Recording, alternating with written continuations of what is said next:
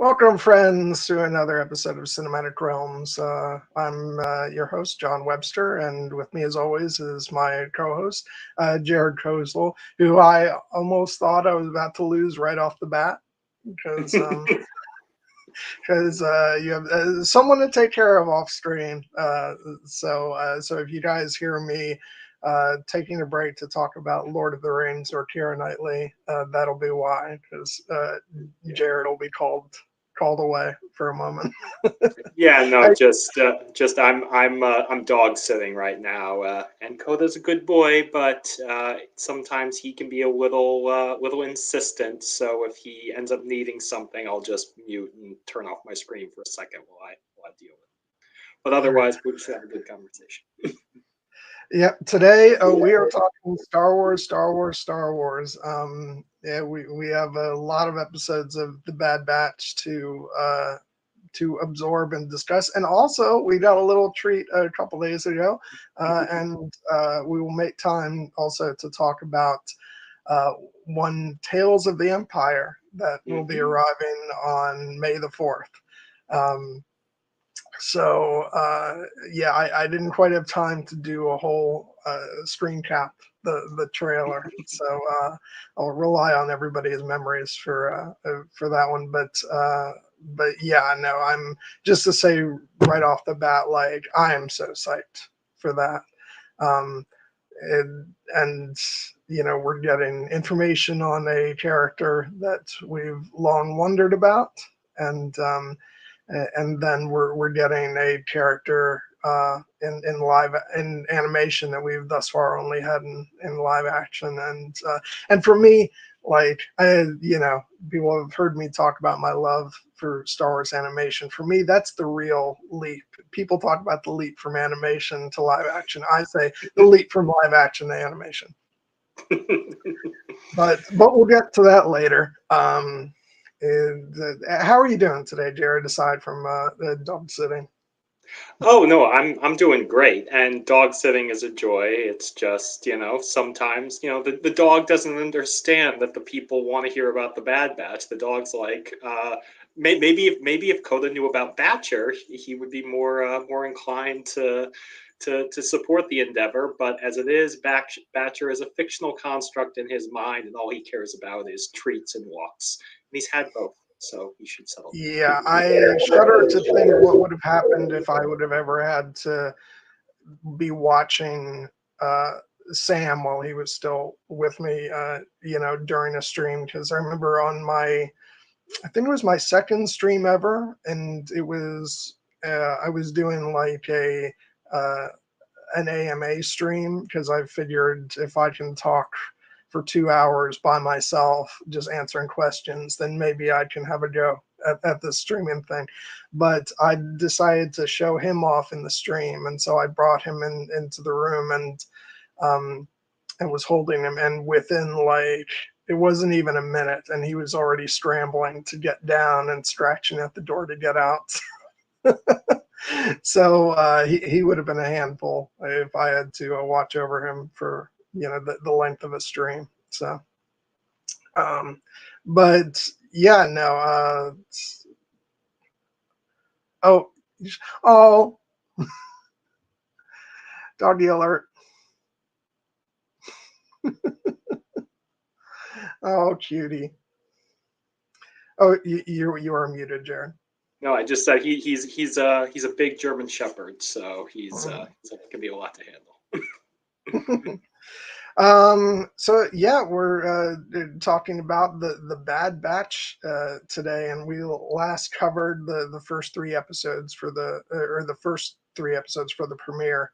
And I've kind of missed like not checking in a bit sooner, but I think we made a good decision because the last episode, Point of No Return, was quite the climactic episode that left me a bit scrambling to look for some hope because these last couple episodes were very dark, and we were not left in a good place. But let's start off,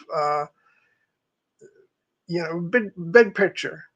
Like, what has been your experience over these, these 8 episodes that we're covering today, and how are you feeling about where the season is at? I think that this season has been as strong as ever. It's, the show continues to be immaculately crafted in every respect, and to have a very clear vision of what it wants to do. And I would say that for my biggest impression of the season overall has been just how focused it's been. In previous seasons, we've, you know, there were a couple of times when there was always an overarching story, and every episode of the season ultimately fed into that story.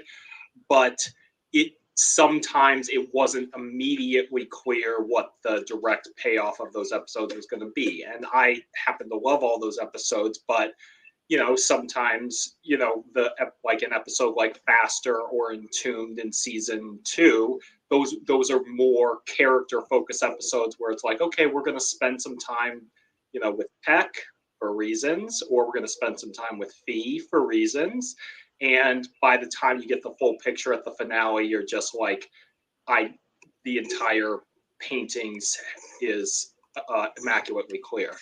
But with this season so far, has been clear that the creators know where they're going, and even the episodes that may seem like they're not pushing the plot forward quite as much, they're all in a direct line pretty much, because everything is leading.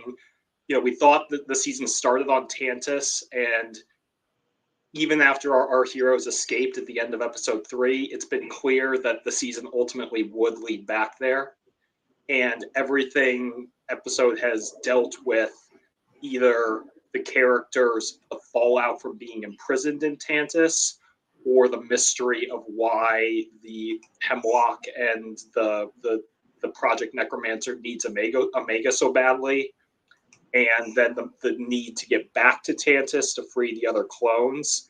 And now, of course, that we find ourselves at the literal point of no return, where Omega is being returned to Tantiss by her own volition. She's making a very mature choice here, and we'll talk about that more. But now it is clear that, if it was not before, that every single beat we've gotten this season, and all the character development and all the plot mechanics, it's been in service of this rousing endgame that will come to bear within these next 4 episodes. And that means, in some respects, we haven't had as much time for those dalliances that we had in previous seasons that were wonderful, but sometimes they didn't quite seem like they were directly on the path. Every episode in this case has been on the path, and that means sometimes that we may not revisit certain characters that we thought we were so certain we would see again. We may not. There may not be time. But I'm okay with that, because it's clear that this is the story that the creatives want to tell. And Jennifer Corbett and Brad Rao, the entire cast and the creative team, they're on a mission back to Tantiss, and I'm ready to go with them. Yeah, and even there isn't. It feels like there's not time for those dalliances this season, and even the episodes that have sort of slowed down a little bit and haven't been part of what I like to I feel like the big 2-parters this season, as opposed to being like in past seasons, it felt like those were the big set pieces where we went to different places that we haven't been, and they were a chance to sort of let the show open up and breathe a little bit in the larger galaxy. This season, those episodes are reserved for what I've been calling the heart attack episodes, which is being hunted by not just the Empire, but these CX troopers, who, and the one that I think is called CX2, who's hard. He's hard to kill. because he keeps coming. And I've had like different theories about him throughout the season. Right now, I'm sort of settled on he's, filling the role of like antagonist for the batch and showing like how much of a threat these new line of clones are. Um, and I don't like the fact that we still haven't quite seen behind the curtain completely about what's gone into the creation of these troopers. Because at face value, it would seem rather simple. Okay, they've been conditioned, but we keep like getting these foreboding glimpses at like Hemlock overlooking some big chamber where they're being conditioned and created, and the fact that it feels like there's something still to be unveiled there gives me a great unease. But in the meantime, they're great like foils for our heroes, um, and so those episodes are just like ratcheting up the tension, and um, and so the other episodes by default almost feel like they're a little bit of a calm down, but they're still like barreling forward the overall plot of the season. Even an episode with like teaming up with Fennec to go hunt down a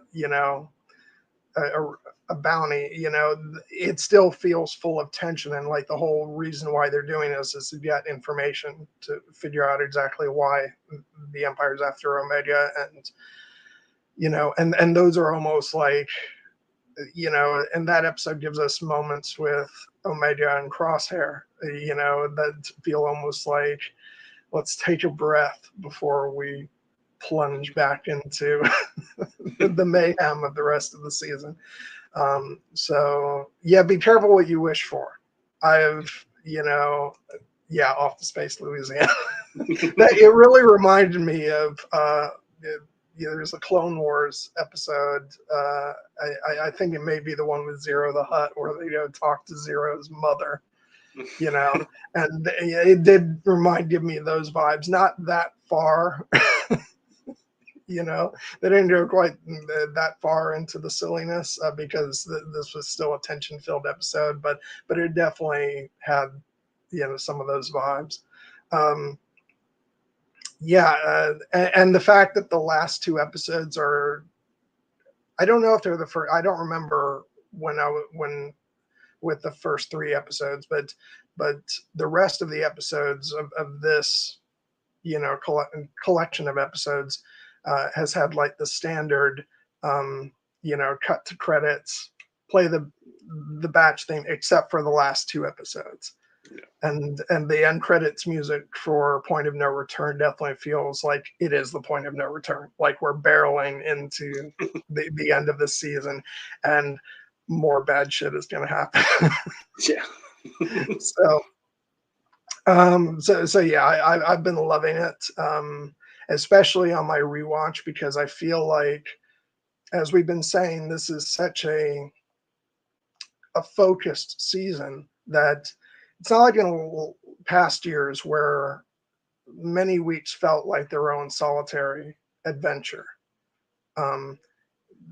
This season very much feels like it's sort of barreling in one episode into the next, and so getting a chance to rewatch all 8 episodes over the course of last night and today, I was like, it's so incredibly strong the way they've been doing it. And exactly.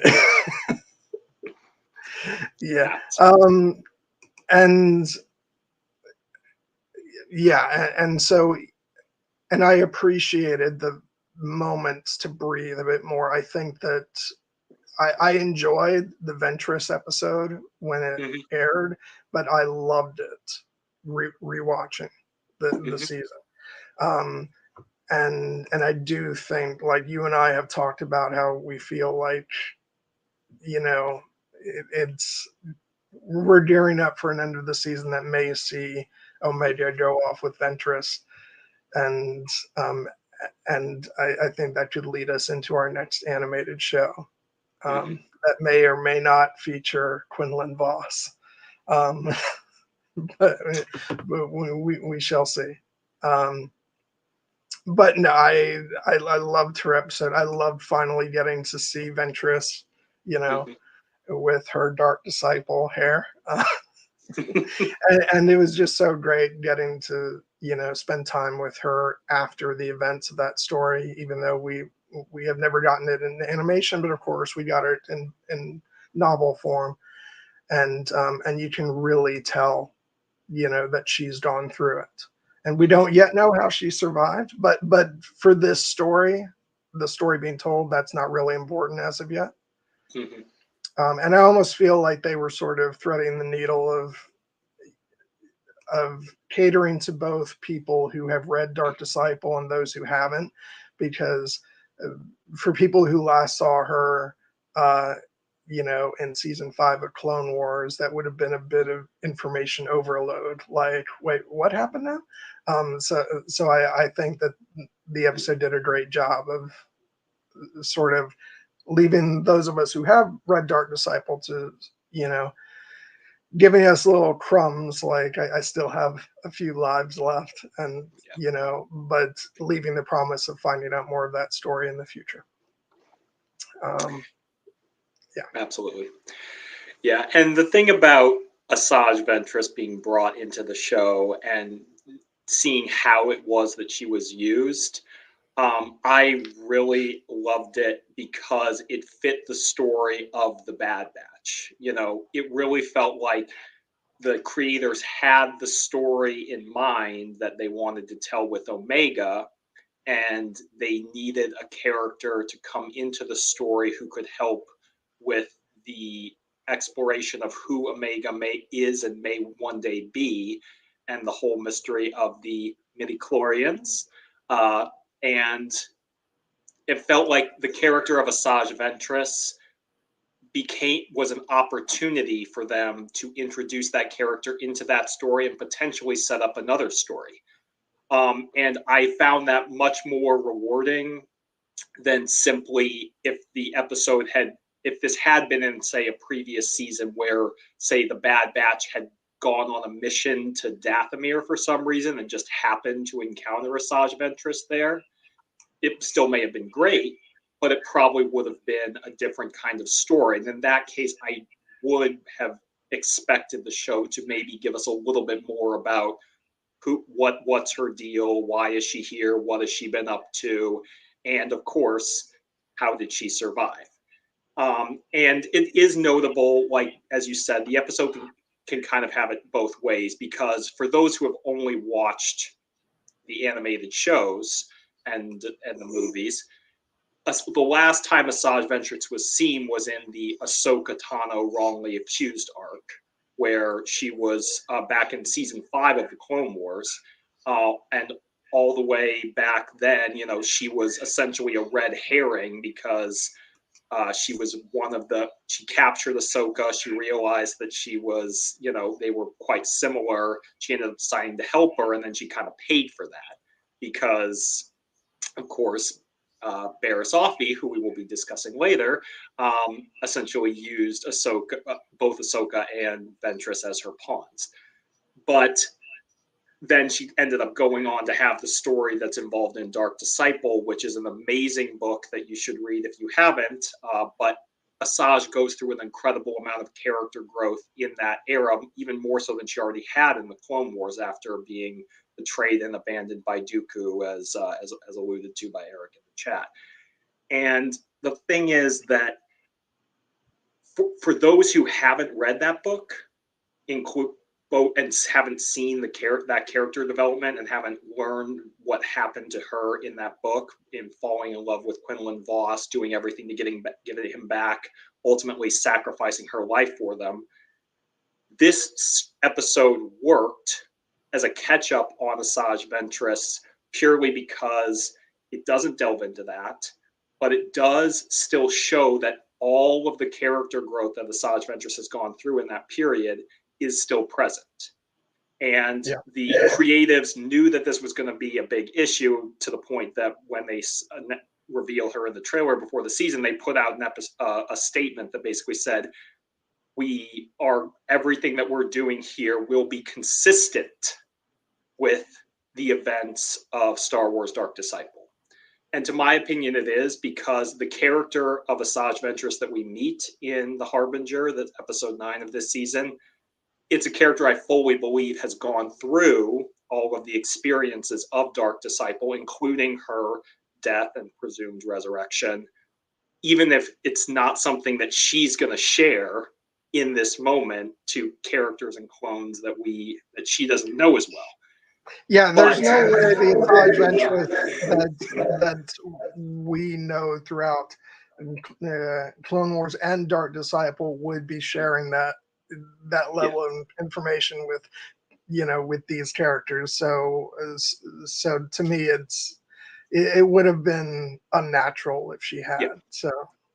Yeah, and that's something that, again, because of the way that the show introduced Asajj to serve Omega's story, not to necessarily serve Asajj's story in this episode, that works, because obviously we as the audience who do know about her story in Dark Disciple have questions, but they will be answered at a later date, or as Jennifer Corbett and Brad Rouse said on StarWars.com, in future content.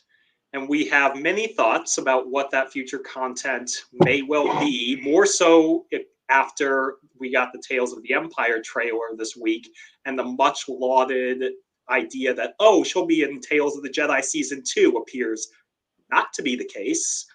Where might she appear now? But for this show, she served the narrative purpose of Omega's story, and the bond between them felt very natural and very authentic in the span of one episode, which is a remarkable feat of writing. And I have a feeling that that is going to pay off, whether or not we do see Asajj Ventress again before the end of this series. I have a hunch that we might, and we'll talk about why. But even if we don't, the way she was used in this episode and the way that it serviced her character growth, while also furthering the main story of Omega's potential force sensitivity and her potential path and where it might lead, I thought it was perfect. Yeah, there has, and there was a lot of speculation about is that content we're going to see, will that be Tales of the Jedi Season 2, which, as discussed, we now know is the Tales of the Empire, just based on the comments by Jennifer Corbett and Nika Futterman, that it never felt right to me. It didn't feel like it meshed with their quotes and what they were saying. So I was always a bit, I felt like people were being a bit too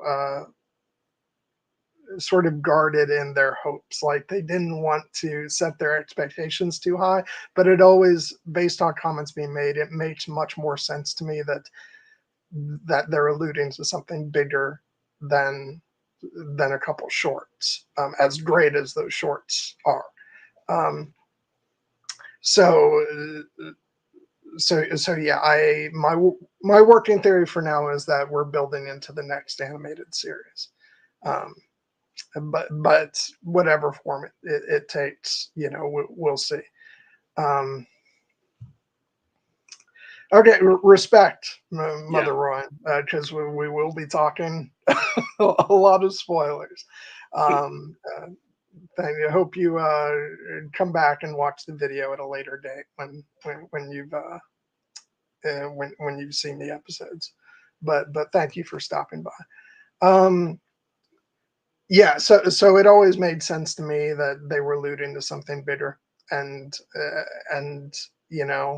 I think we both think it's the next animated series, but maybe it's not. Maybe it's an Asajj animated movie, or maybe it's something completely different, and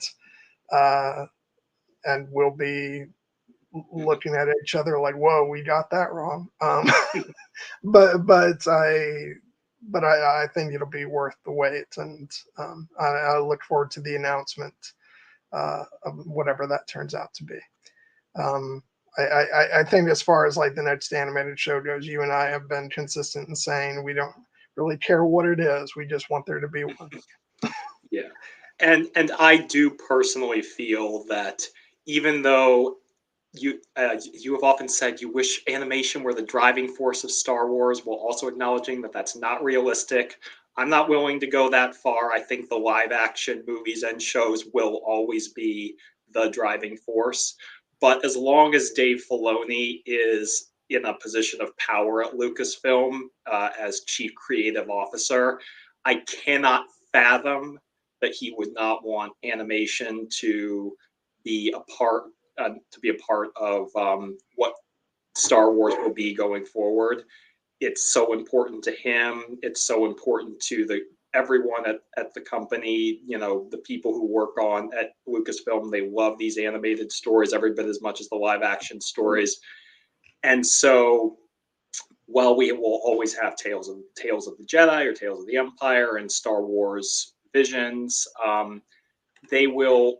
There's good. I have a feeling that there's going to be another animated series, and the question is just what form will it take, when will it be set, what characters will it focus on, and the way that animation works. I feel very confident, as I'm sure you do as well, that whatever that show is, it's already well underway and they're just waiting to announce it until after the Bad Batch itself is over, because that was the case with Clone Wars to Rebels and Rebels to Resistance and Resistance to the Bad Batch, and hopefully so it will be going forward. And one of the reasons why we are both so confident that it involve Asajj Ventress in some way, and possibly Omega as well, but specifically Asajj Ventress, is because when they put out their statement saying that Asajj Ventress will be, how she survived will be addressed in future content, the way they framed it was not in the tone of, oh, yes, we'll find a way to tell that story one day. It spoke to me as, we know how the story is going to be told, and we just can't tell you yet. Yeah, and I'm confident enough that I've already I confess to you that I'm already daydreaming about, or does the question is, does this series will this include a prelude that tells the story of Dark Disciple or not? So I'm that far along in my thinking about about the potential series. So yeah, like I have to control that a bit, because could be wrong, but I feel like this is where we're headed. Yeah, and as our friends at Force Center would say, speculate responsibly. I feel like we are, because there have been enough tea leaves, and I don't feel like we can't just be like, oh, wait, we know nothing. We know absolutely nothing. We know some things. I think we might want to. And this is not us speculating that, oh, we're about to go get a trilogy of the Knights of the Old Republic movies. That would be much more like wish casting. This, I think there's enough tea leaves to suggest that even if it's not necessarily the next animated show, there's something in the works involving. And I do want to say, like, you hit the nail on the head. Like, whatever the next animated thing is, they've already been working on it, and because that's just the way these things work. Like, obviously Bad Batch was in production like long before any of us would have actually known about it. So it's I'm very excited, and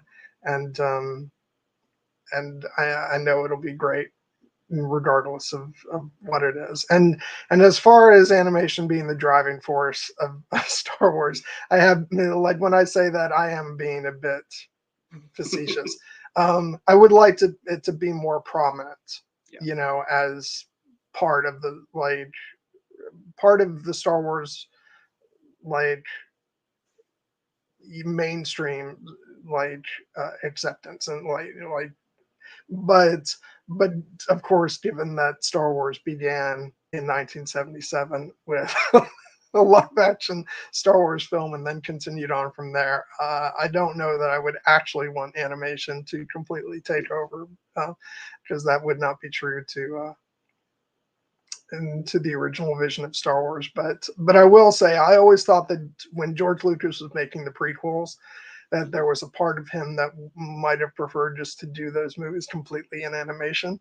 Um, I can't prove that, but part of me has always felt that way, and I felt like Clone Wars was almost like the fulfillment of of that desire. And I don't know his thoughts, but I think he's very like he's got to be enthusiastic about where Star Wars animation is right now, because they've just accomplished things that have been beyond what any of us ever thought possible.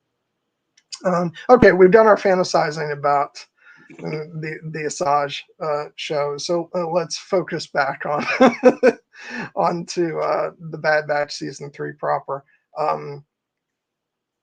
Like I said, this has just been a very tense season, but one of the bright spots starts off in well, it starts off right from the get-go of the season, but we get a nice healthy dose of it in episode 4 right off the bat, and that is the wonderful relationship between Omega and Crosshair.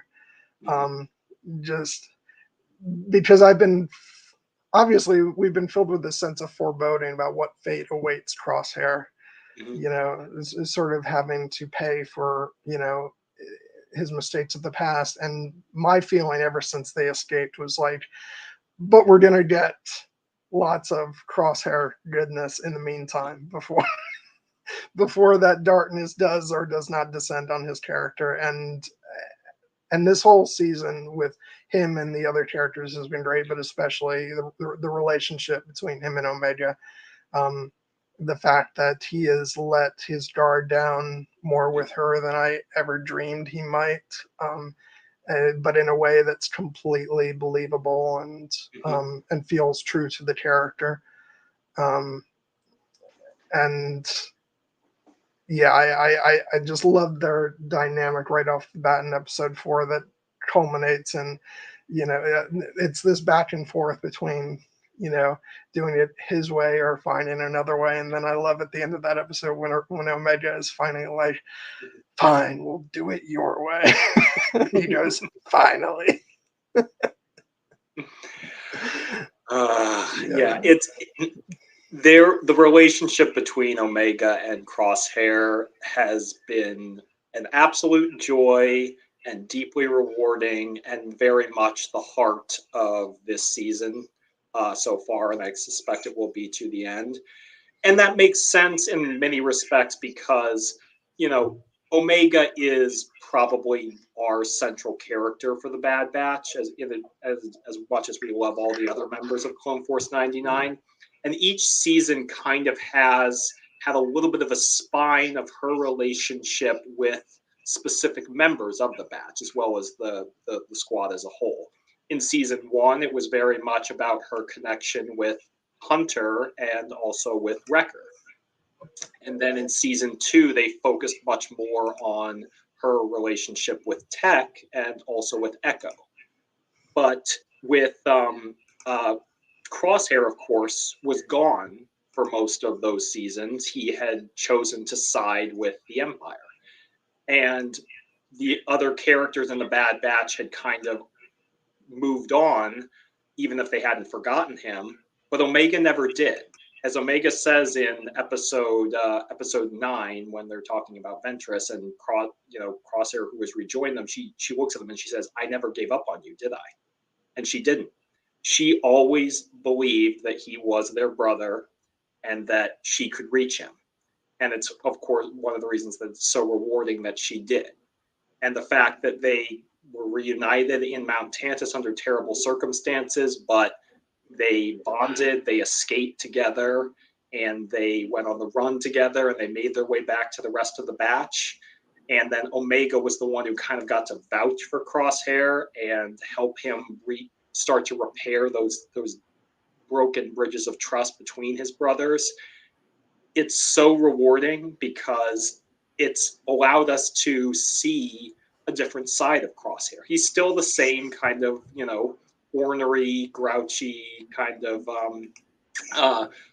curmudgeon with a killer instinct that we knew, but he has softened. And part of that softening is the fact that he is acknowledging what path he had been on and the mistakes that he did make. And that's not an easy thing for him to do. Even though Crosshair himself is not a Force-sensitive character, obviously every character we know has the potential in the Force, but Crosshair isn't, a Jedi. But he effectively turned to the dark side in this show.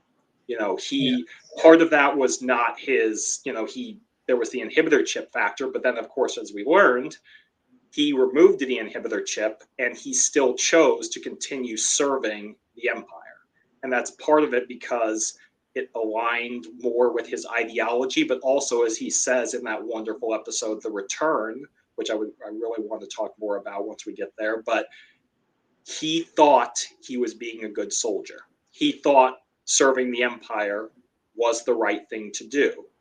And he paid dearly for that because he learned that while loyalty was important to him, the Empire did not see it both ways, as he tells Hauser.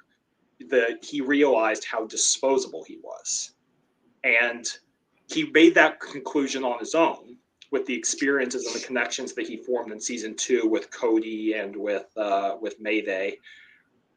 And he made the choice to betray the Empire and be taken to Tantiss for it.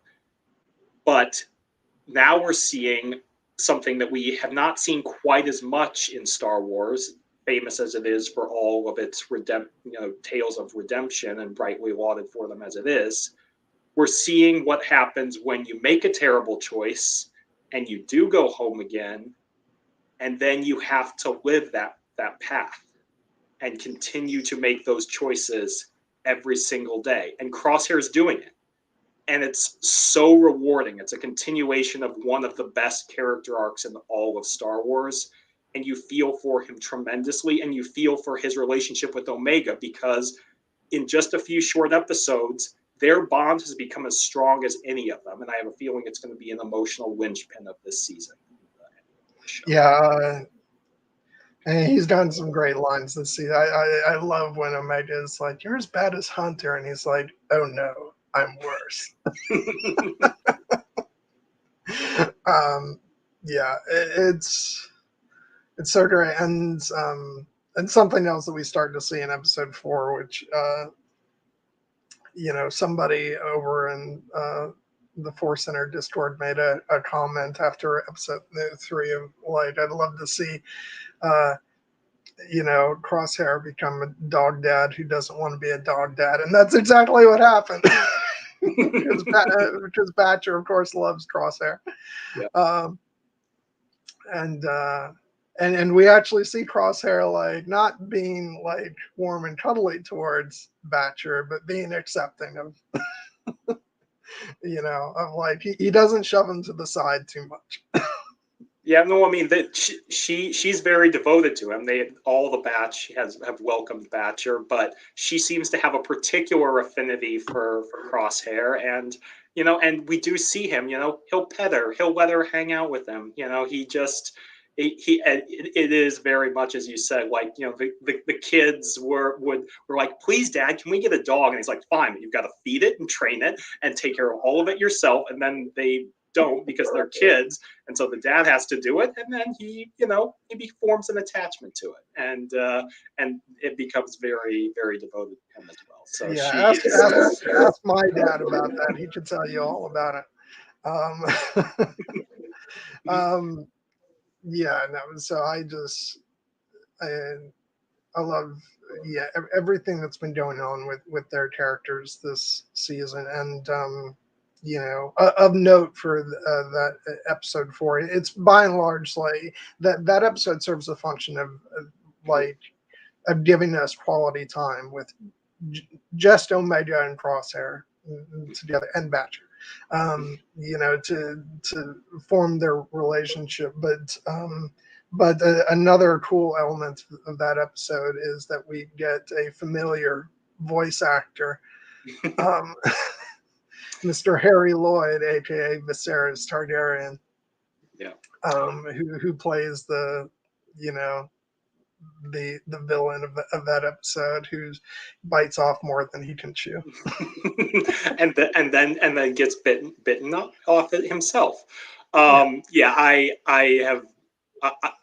There is a very rich pipeline of actors who appeared in both the Game of Thrones, House of the Dragon world, and in Star Wars, and it's gone both ways. I keep a list. It's up to like 40 different actors who have been in both, and yes, Harry Lloyd, aka Viserys Targaryen, plays a very memorable role in as Captain Man in a different approach.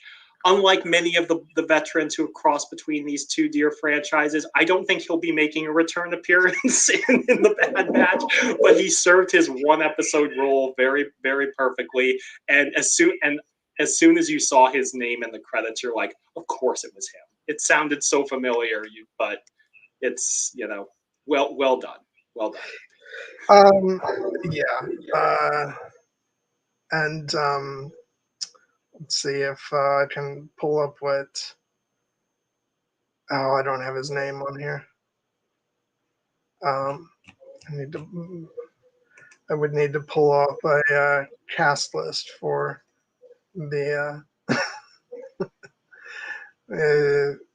for every episode. Yeah, I don't know what his character name was, but it says something that I disliked him less than Viserys Targaryen. It just goes to show you how truly amazing he was as Viserys, and how awful he was. That he can play villains afterward, but he'll never be as despicable. But he was still very excellent. And also it's funny because he may be like, the fact that he's not the most loathed character in Game of Thrones just speaks to the amount of awful people we had. He's, you know, he's out Joffreyed by Joffrey. So, but I've always found it funny that as one of the most despicable people on that show, then for people who don't know, he was also in the television series Legion, where he played one Charles Xavier, which took some getting used to, but it shows what an amazing actor he is, that he can stretch that far to turn from, you know, the worst of the worst to, you know, to a good man, even though I know opinions from comic readers vary on on Charles Xavier and his faults, but in most X-Men media, he's portrayed as a very good man. And yeah, it's so I love him as an actor. So anytime his name pops up is a joy. And the great thing about voice work is he can always play another character. Yep. So maybe we'll see him yet again. Perhaps, but I do think Captain Man, that was his name in Star Wars, is probably done, and we can have a fun debate as to whether or not which is the worst way to go: being crowned with gold or eaten by a wrath dart. Hello, Weezy. Thank you. Happy Sunday. Thank you for stopping in. Nice to see you, Weezy. So, okay, let's press on to episode 5, which is one of the best episodes of the season, and possibly the series. It's not the tone poem that The Outpost is, but this is the sequel to that episode. It kind of feels like The Outpost is Alien, and this episode is Aliens. Which is a bit more like more of an open heart and more straight action instead of dread, you know, that The Outpost has. but I love this episode, and you know, it's all building towards that talk between Hunter and Crosshair, and I love that ending. You know, speech by Crosshair where, you know, he's finally able just to sort of unload. I love when he says, I thought I knew what I was getting into. You know, it's those words that are so hard to say when you've gone so far in a bad direction, but once you say them, it all unloads, and you end up feeling so much better. It's the reason why you have to say them, and it's part of the redemption story that I always love seeing, is like a character who feels like they're in so deep that they can't do anything else, but the minute they allow themselves to crack just a little bit, then it opens up their heart, and they're ready to come home, you know, and it's such a beautiful thing to see. Yeah, and I loved the way that they handled Crosshair's return in a kind of an unexpected but very authentic way in that episode, because of course, yes, and that is the question. Why is there always a giant monster there, or a huge monster? Uh there there is, you know, Star Wars galaxy is populated by many such beasts, but this one was a thematic monster. The worm was very emblematic of all the repressed feelings of the Bad Batch that need to be dealt with. So it served dual purposes, as the best of these creatures often do. Um, but specifically with regard to the dynamic between Crosshair and the rest of the batch, and specifically Hunter, because they are the ones who have the most unresolved tension to cut through. You know, episode 4 ends with that absolutely beautiful reunion where Omega and Crosshair have successfully made their way back to Hunter and Wrecker. And when Omega sees them, it's pure joy, and the score is transcendent. And then Crosshair steps out of the ship, and the music changes, and there's clear tension, and it cuts to black, and the expectation from us is very much, oh, they're going to have it out right here and now as soon as we come back to episode 5. But we don't. We No. open back up on Pabu with Omega waking up after a lovely nap. And for some that might seem startling or frustrating. I thought it was perfect because all these characters are soldiers. They're used to dealing with incredible trauma and stress, and then not necessarily talking about it afterwards. It was clear that Omega was always going to vouch for Crosshair, so she said whatever she needed to say to get Hunter and Wrecker, to agree to take him back onto the ship and take him back to Pabu. She's like, he's trustworthy now. They allow him to have his rifle back. And Wrecker says, you know, if Omega trusts him, that's good enough for me. But Hunter's like, maybe we should. But not sure it was a good idea to give him his rifle back. But as one of the beautiful things about this episode is, of course, Hunter is rightly worried and wants to protect Omega and is worried about what Crosshair's, you know, intentions. But there's also something else, which Crosshair, of course, hits the nail on the head when he says that, like, you're actually dealing with your own guilt. I risked everything to tell you to protect Omega. She got captured on your watch. Irony alert for the future. And then she escaped on her own with my help, not yours. And that's what you're actually mad about, which is true. But also, Crosshair himself hasn't been forthcoming as to what actually caused him to turn on the Empire. And then, of course, so it's not something they were ever going to sit down and discuss reasonably. It had to explode at that critical moment. But it's not even, what I like is that tension, at least on Hunter's part, is not completely evaporated with when they, you know, when they actually talk later and resolve things.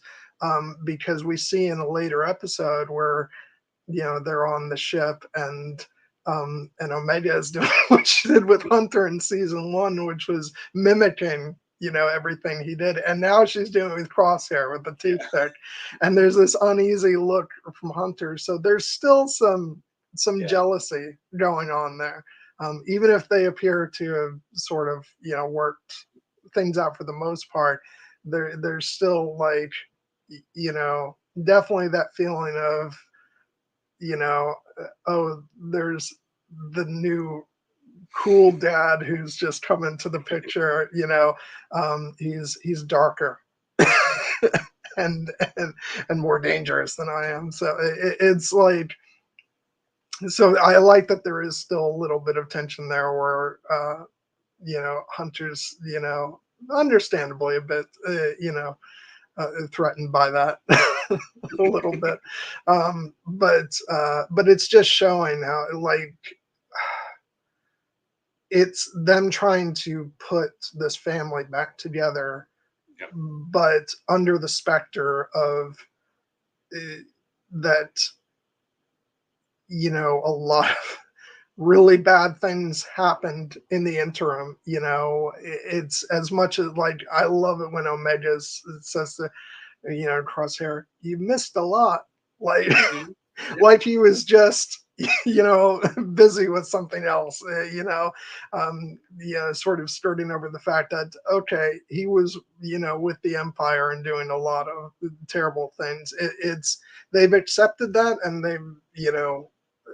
they're working through that, but it does still, the show is doing a great job at showing them working past it, but it's still there, which I think is true to life, and it's one of the things that's always been so impressive to me about this show is just its dedication to its character work, and the fact that this is a show that's willing to take its time and not just sort of, breeze by these character arcs and these, issues that they're going through. It's what makes, Star Wars animation, but especially this show, sort of transcend, it just being like,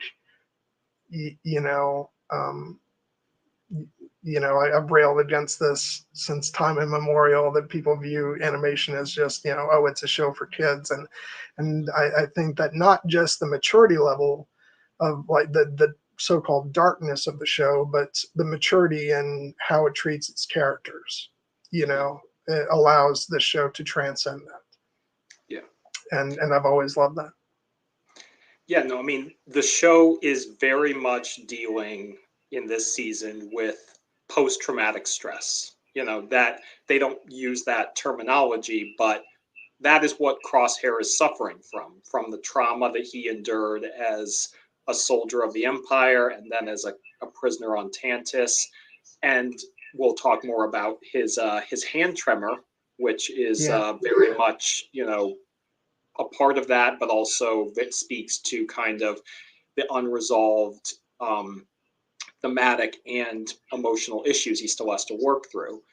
And it was never realistic to expect them to get it all out at once. One of the beauties of The Return, that episode 5, is they get through the big explosive face-off that they needed to have. In the sense of, like, Crosshair and Hunter needed to kind of go at each other in that way and then be forced into a circumstance where they had to work together and realize, oh, we still can work together. This still works. And then when they have that beautiful conversation where Crosshair finally does take Omega's advice and realizes he is going to have to open up, and he shares some of what he went through, including the fact that he killed his superior officer on this very world that he's now brought them to. And then he tells, Hunter that he has regrets. He's made mistakes. And Hunter tells him, I have regrets too, but all we can do is keep trying to be better. And who knows, there might just be hope for us yet. And that's a critical part of the Star Wars ethos. The idea that when people talk about redemption in Star Wars, it's not the idea that, oh, you can do all these horrible things and you can do one good thing and then every bad thing you've done is completely gone. No, that's never been the case. Not with Vader, not with Kylo Ren, Ben Solo, not with any character that has turned to the dark side and then turned back, not with Asajj Ventress. the idea of redemption in Star Wars that is essential and inextricable and something I never ever want the franchise to lose, and I don't think it will, is the idea that no matter what you've done, it is never too late to make a better choice. And then to try to keep making those better choices in order to help the people who may have been hurt by what you did, and what, and to try to heal the galaxy in whatever small way you can, and to try and stay on that path. And that's one of the things that for Dark Disciple, Asajj Ventress very much goes through that. And, she almost says the same thing verbatim. If I can just read a line that she has with Quinlan near the end of the book, where she says, quote, "Remember, you always have a choice to be better. You always have the choice to pick the right path, even if that choice comes a little late." And for her, that she's on that path. Quinlan is on that path from the book. Crosshair is on that path. Crosshair is trying to be better. And it's hard for him because it's not natural to, be this open with his feelings and to, be this vulnerable and to open up and to, he's used to being part of a squad, but usually it's in service of the greater goal in the mission. Here, the greater goal is just the squad itself being together, staying free, protecting each other, protecting Omega. And it's not natural for Crosshair, but he's doing it. He's learning to do it. And he's proving himself at every turn. Doesn't mean he always succeeds, as we'll get into, but he is managing to rebuild those broken bridges of trust, first with, Hunter and Wrecker, then later with Echo and Rex, and with Hauser. And because he is actually sincere. He has changed. He can be better. He will be better. He's trying to be better. And that's all you can ask.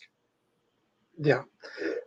Side note, I'm really happy that Hauser has become a semi-permanent fixture of the show, and that he's part of, Rex's team. Yeah. And we'll get to him.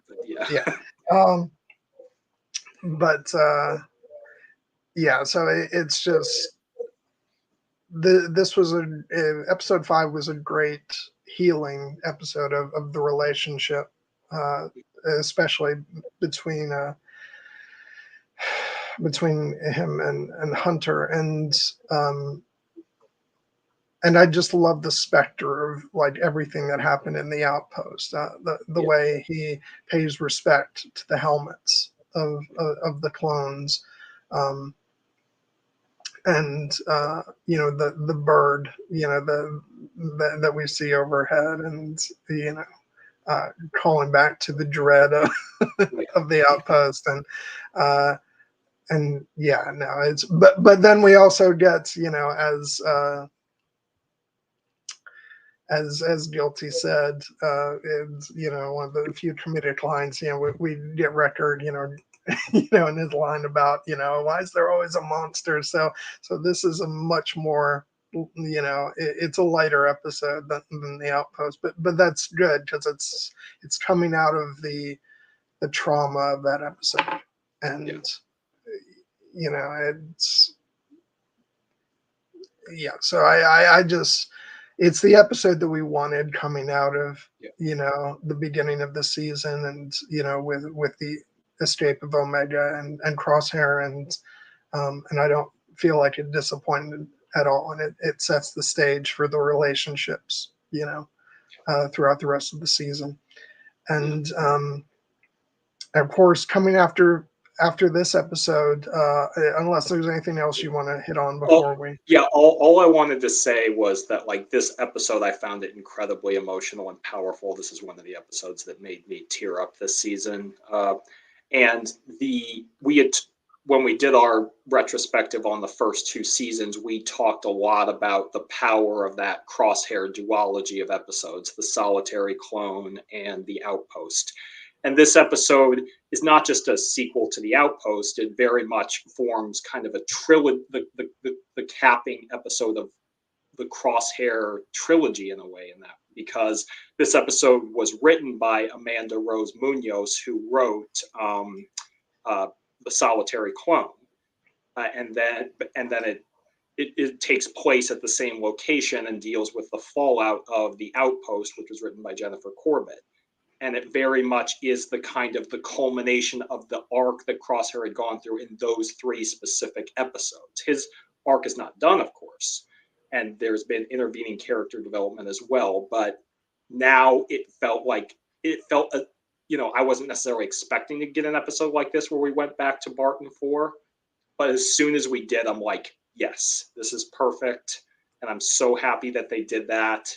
And that moment when they pulled away from Barton 4 having resolved this kind of emotional trauma and found themselves in a better place, I was kind of like, we're going to go through a lot more this season, but this feels like a victory. It feels like a victory that Crosshair was able to survive this place and then return to it and deal with kind of the emotional trauma and the fallout and repair some of those bridges with his brothers.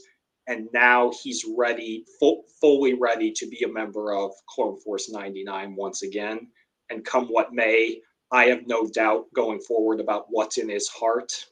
I know that he is committed to his brothers, to Omega, and to trying to be better. And that's really what I wanted from this season and this series. And wherever Crosshair ultimately ends up, this will be a defining episode for him. I'm so glad we got it. Having said that, we still don't know exactly what was done to him. As I said earlier in the season, or earlier in the stream, that is, we keep getting these, oblique, sort of glimpses at what exactly is going on with the, the experimentations and the, on the clones who were going through this process of having their individuality erased. Exactly what is that process? And we're getting closer and closer to, to seeing what that is. But whatever it was really took its toll on Crosshair. And I'm kind of worried to eventually find out fully what was done to him and what's being done to these other clones, which sort of brings us into the two-parter, the first two-parter, which is Infiltration and Extraction. And these episodes are so tense and just, yeah, I remember going through these episodes. I'm like, we did find out some stuff and we peeled back some layers, but it really just felt like an hour of me freaking out. And these were the episodes where I started to really have my suspicions about the CX2 in particular. And it's worrying me that we haven't seen his face. Yeah.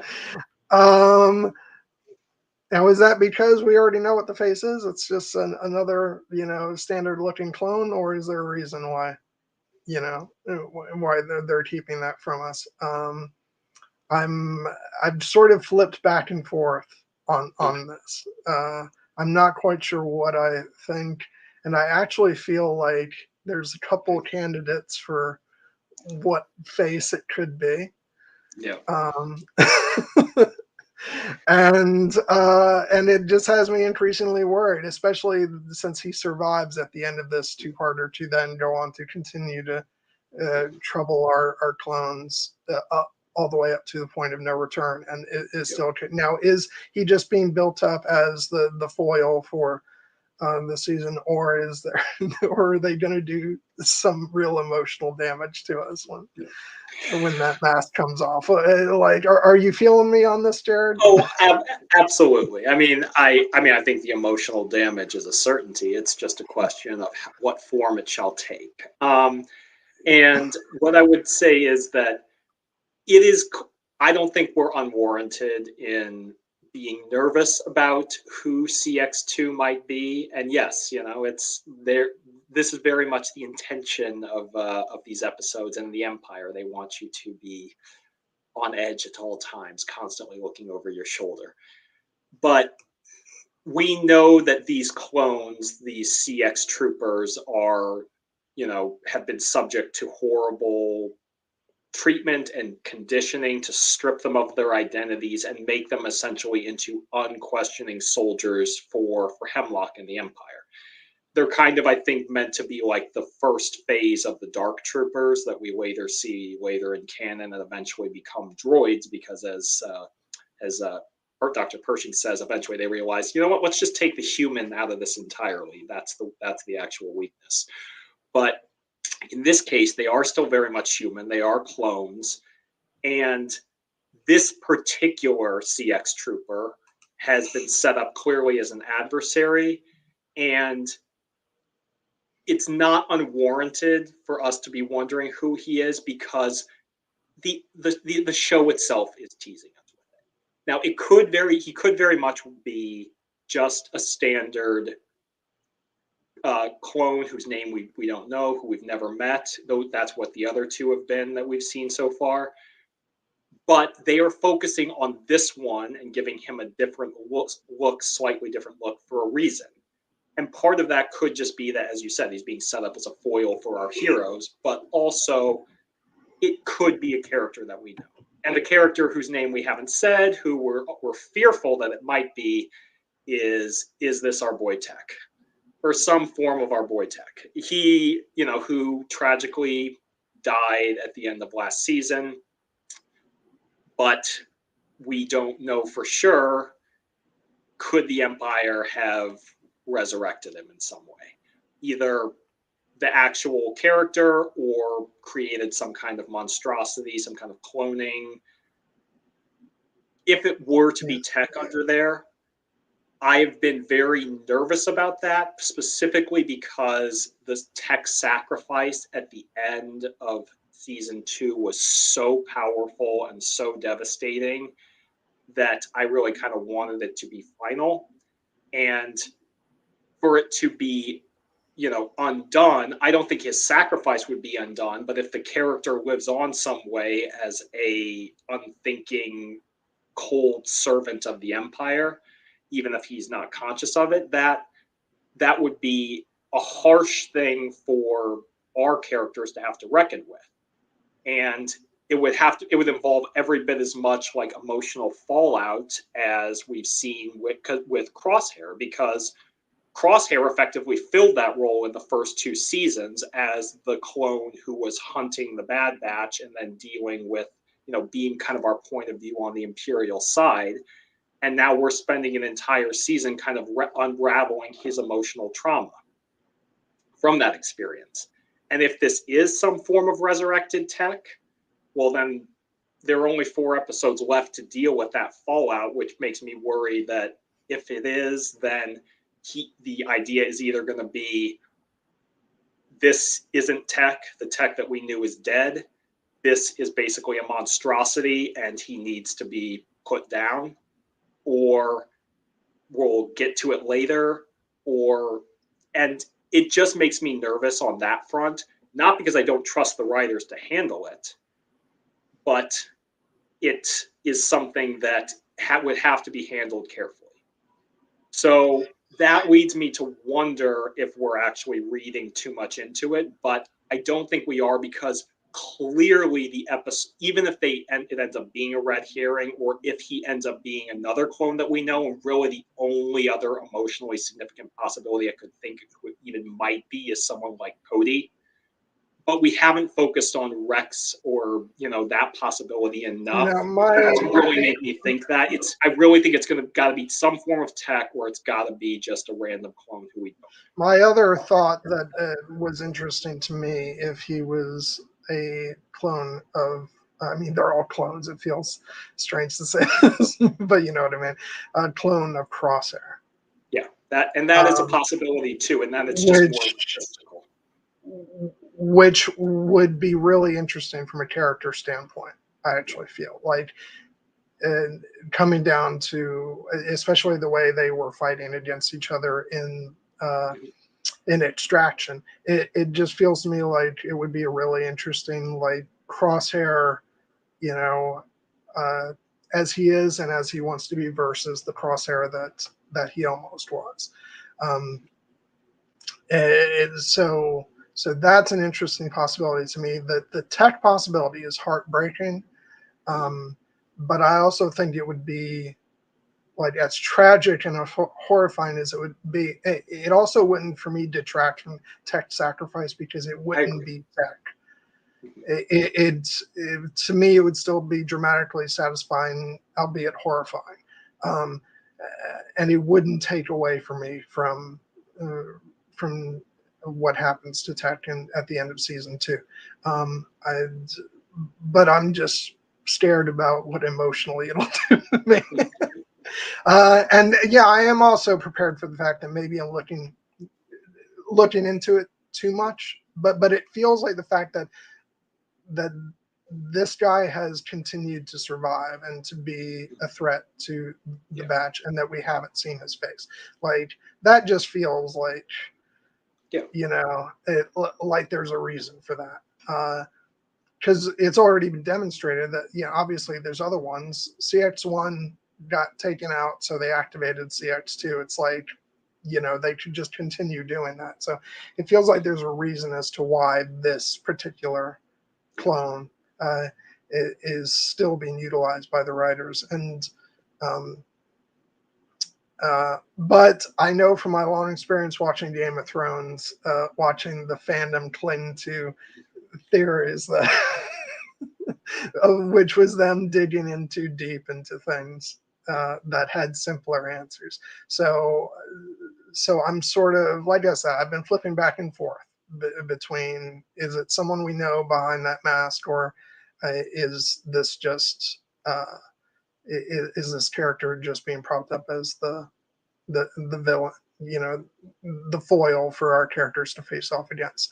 I'm ready for either possibility, and because I think that it's also it can also be very personal if this is just another faceless clone, because this is what is being done to their brothers. And ultimately that will be the end game of the season, which is saving their brothers and trying to save them from this terrible fate, and being used in this way, because this ultimately is exactly what Palpatine always wanted of the clones. He wanted them to be mindless killing machines. The fact that they had actual individuality was something that he didn't foresee, and it was a thorn in his side. um, and that they took on so many positive aspects from the people they served with, the Jedi, and and now they're having that taken away from them, which is just like the ultimate culmination of everything that Order 66 was supposed to be. Except even that didn't stick, because it stuck initially, but more and more the clones have been coming out of that, and and that conditioning hasn't been permanent, and so this is like the ultimate,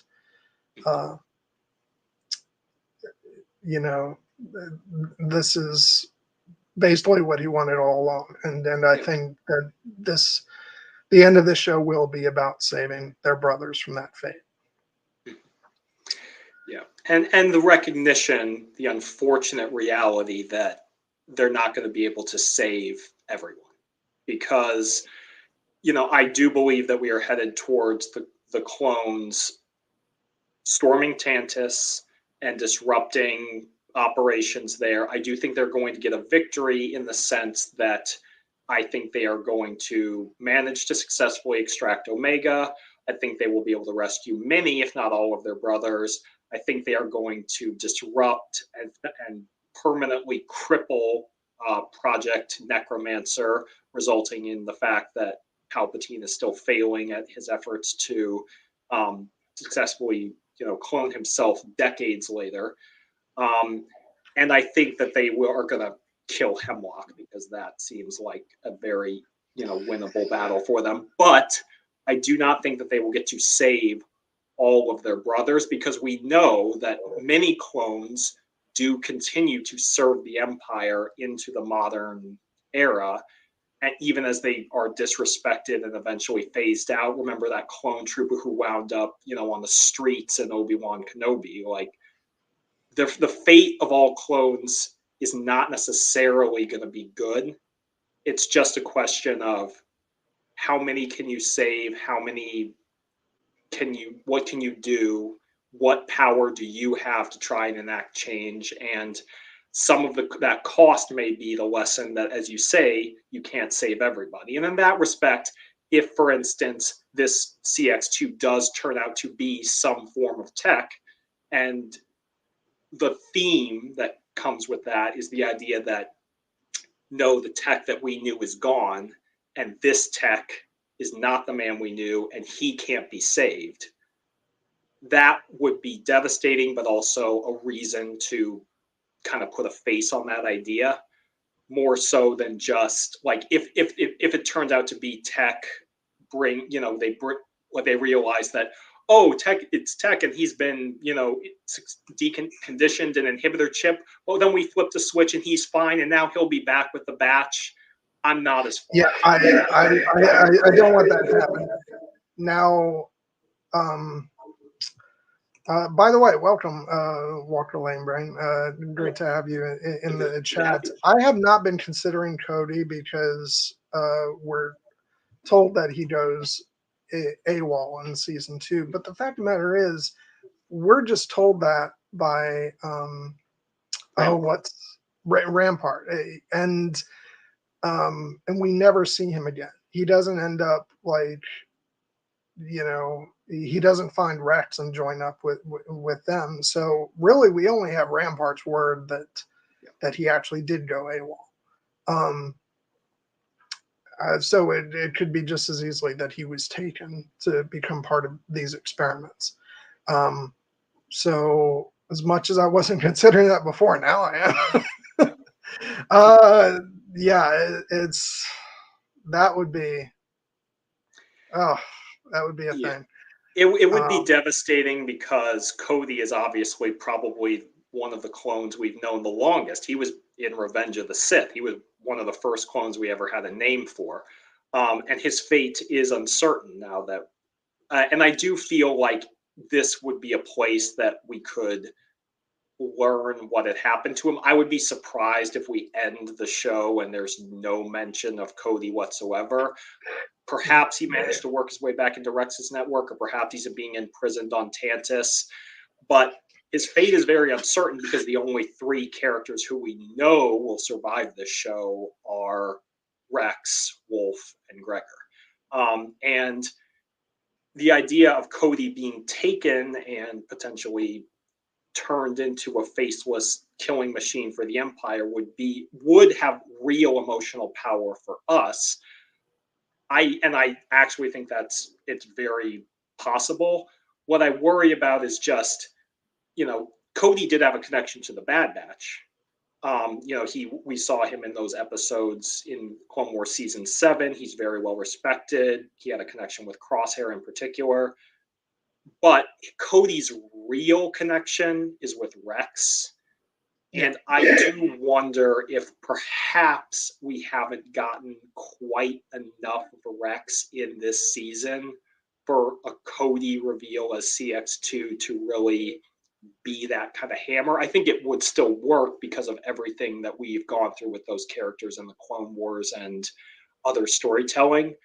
But, and we'll talk more about this in a minute, but like, it is notable that Rex has only been in 2 episodes of this season, and it's an Echo has only been in 3. Like, that's part of what the show having a more streamlined focus on our core batch. That's been one of the side effects of it. So any reveal of CX2 or anything else is going to have to also impact our batch as well as Rex. Even though, as we say, we know Rex survives and somehow finds himself in a place where he realizes, I've done what I can. I can't fight anymore. I need to, step away. And that's what gets him to where he is in Rebels before he manages to get back in the fight, thanks to the Rebels crew and Ahsoka. I also, and I do keep.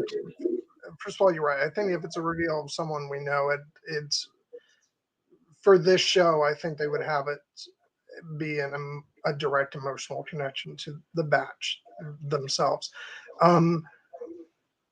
And then I'm also thinking, I keep going back to, are we looking into this too much? Because this is, at the end of the day, this is still Star Wars, and they're going to, like, the show will end on a message of hope, and not make us want to slit our throats. It's Star Wars, not Game of Thrones, as has been said.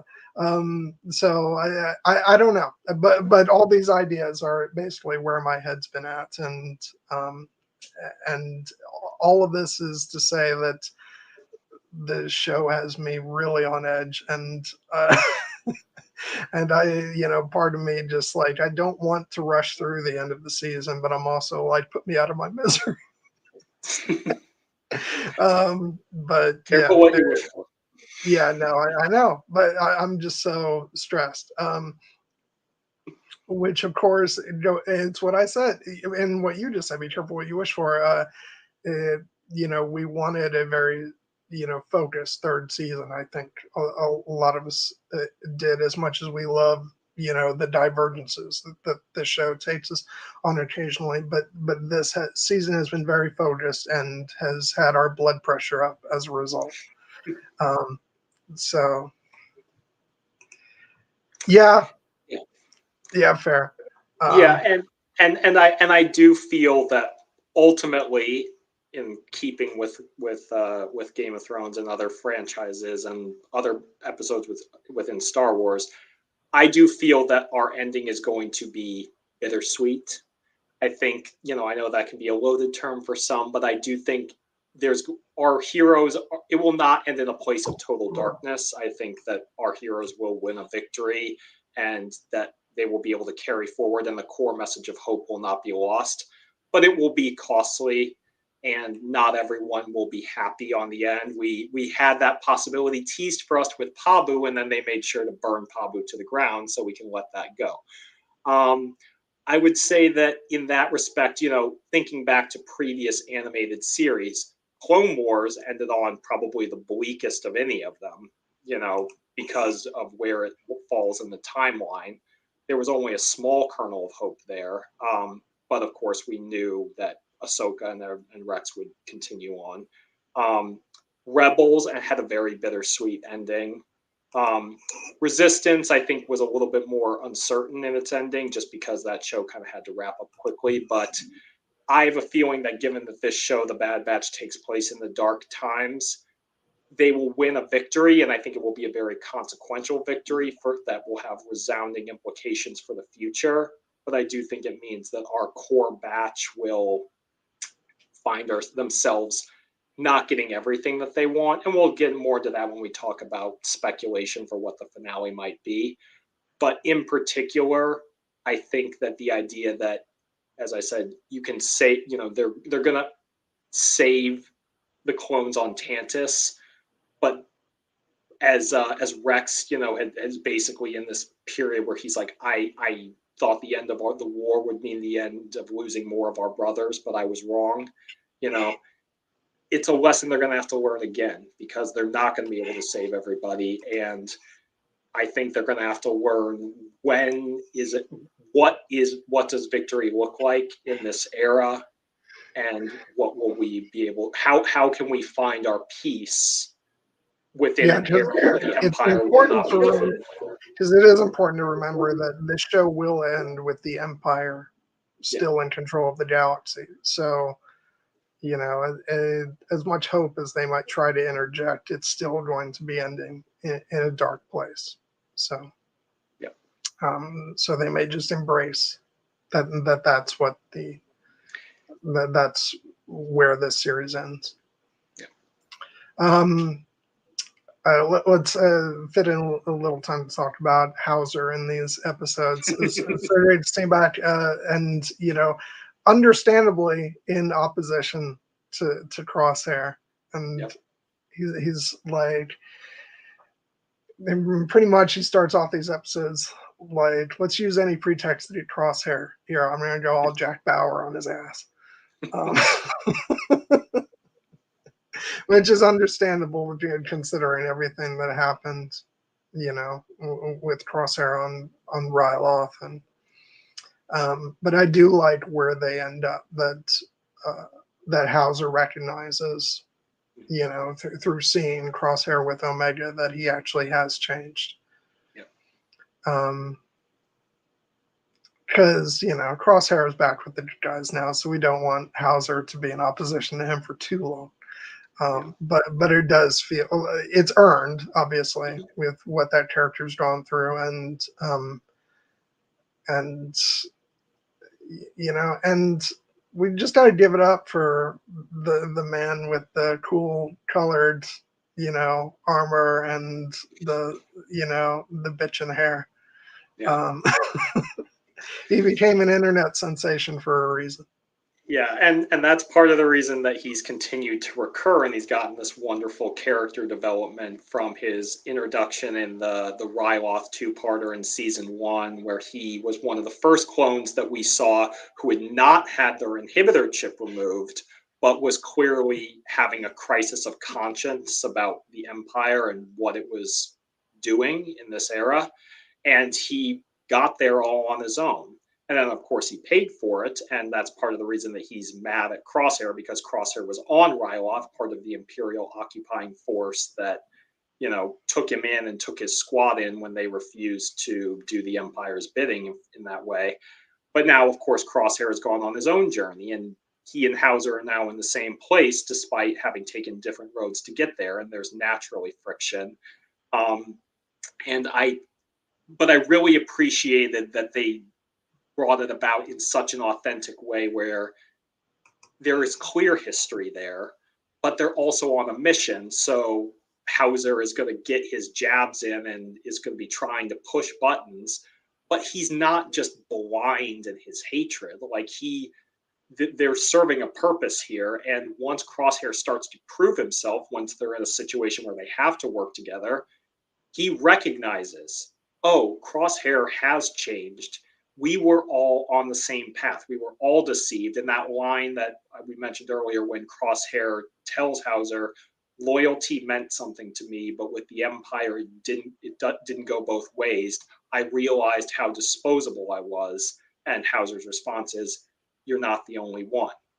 And that's very much the idea that he is now fighting for, the idea that all of our brothers were placed in this situation where they are making themselves, being forced to do things in the name of the Empire, because the Empire was once the Republic that they served. And many of them have continued to serve it. And even though the actions are now more brutal and more extreme, it's still the same entity in their minds. They're being good soldiers. They're following orders until they can't anymore. And that is why I think Hauser has been such a valuable recurring presence throughout this series, because he has allowed us to see that perspective from, you know, the perspective of a Reg, who's not a core member of our batch and isn't a character like Rhett, who we have like much more history with and who had essentially gotten to that place by the end of the Clone Wars. Hauser has been a valuable insight, in addition to having the best hair of any clone in the galaxy. And the question remains, you know, would they dare? Would they dare take Hauser from us? Because he was an original clone for this show. He could, you know, be part of that emotional gut punch. Would they dare to take Hauser from us and face the wrath of the internet? We shall see. But I do also appreciate that in these episodes, we get yet another perspective on that when they bring in Wolf, who we know survives. Yeah. And that's why, like, you know, that's what's so powerful about when, you know, he turns around at the end of Infiltration, and we don't even see his face yet, but we recognize that armor and that helmet.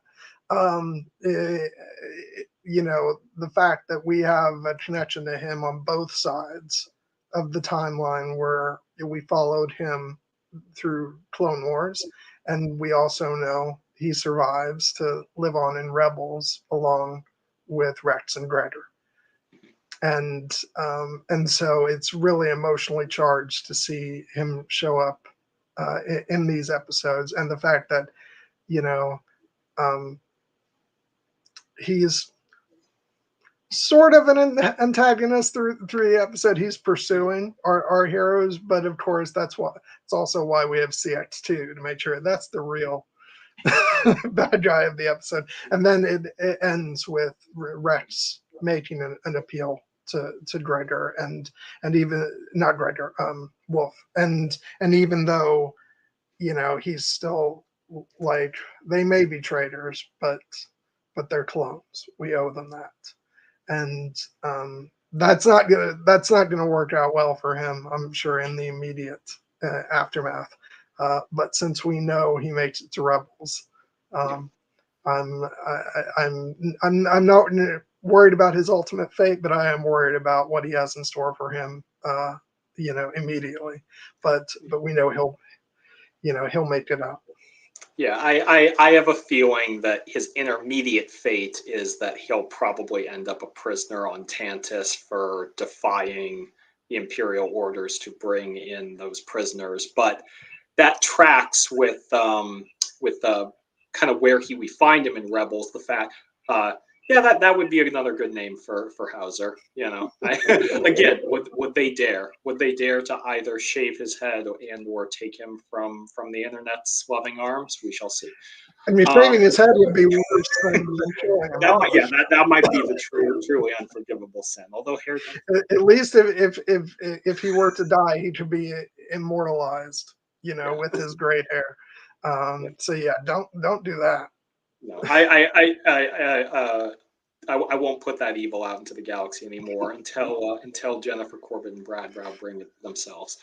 But I do feel that that Wolf will probably be they'll find Wolf as one of the prisoners on Tantiss that they need to rescue. And as we remember from Rebels, Wolf is kind of in that position where he seems a little bit more cautious, a little bit more afraid to go against the Empire. This could be part of the reason why. But I do think that they're bringing him in a very authentic way. And it's important that we see him, you know, when he's being sent on this mission. He thinks he's being sent on this mission to retrieve this girl, and very specifically alive and unharmed. And he doesn't know he's going up against clones, because that's a real shock to him when he discovers that. So we can see that he's clearly an example of a clone who just continued to serve the Empire as it continued to, after a transition from the Republic. And he even says that very specifically.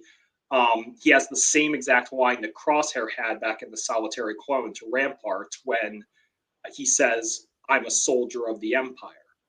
But he understands what is right and what is wrong, and he's not willing to follow those orders blindly. And of course, that means he's a liability to the Empire.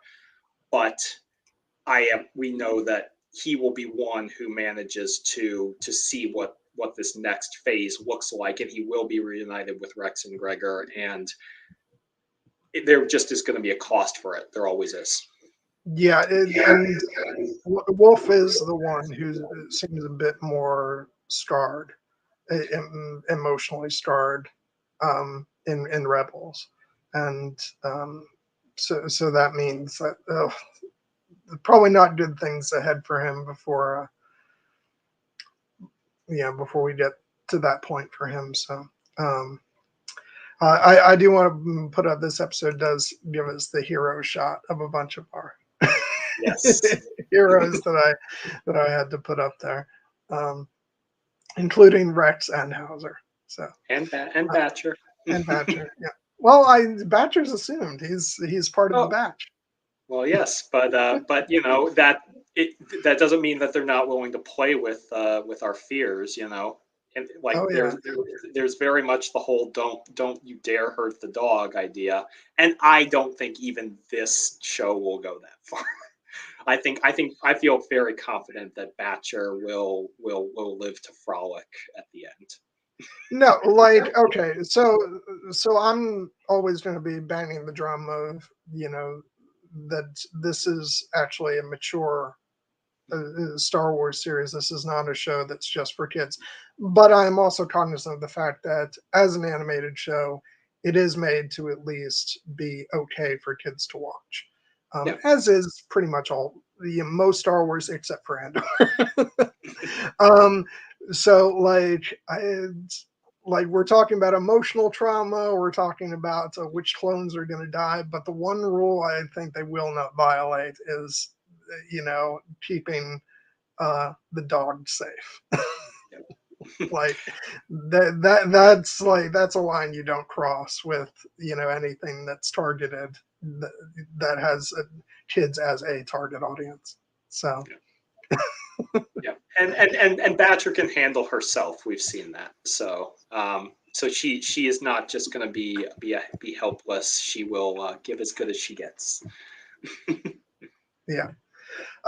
Okay, so any we have a lot of episodes to cover, hence why like I'd you know, we'd be taking a bit more time with these episodes if we didn't still have four more to to discuss.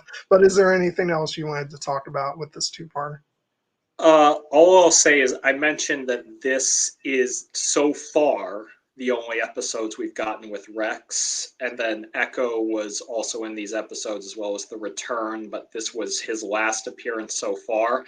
And I think the reason for that is just the fact that those characters are in a bit more of an emotionally settled place than some of our other core members of the batch. Echo and Rex all know their mission. They know what they need to do. They're committed to it absolutely. And we know they'll be there at the end for the big assault on Tantiss that is coming.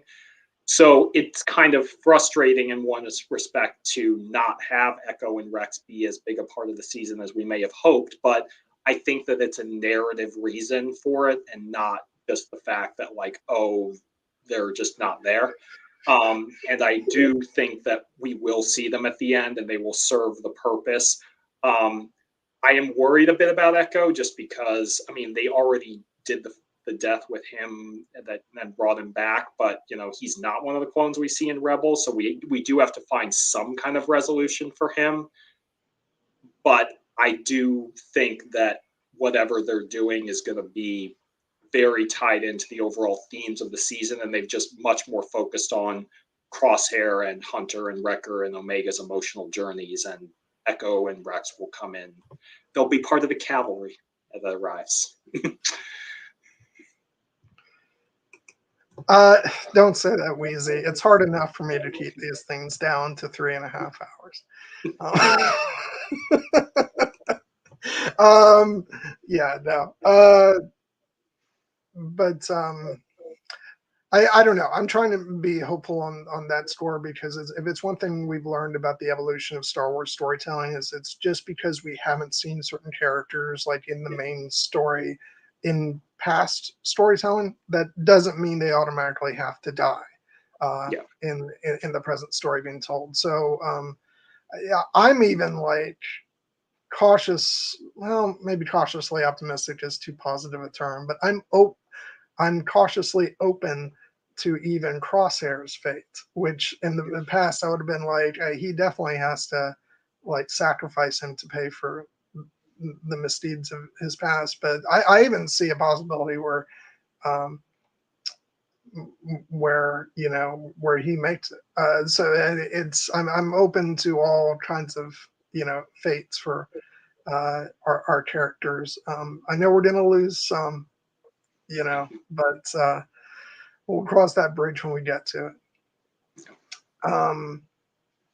Yeah, I will just say one other thing that we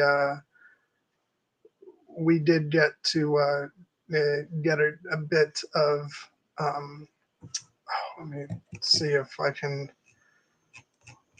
I'm always looking up names. I can never Oh, remember. are you talking about the fact that these episodes took place on Teth from the Clone Wars movie? Oh no, but I'm glad you mentioned that. Yeah.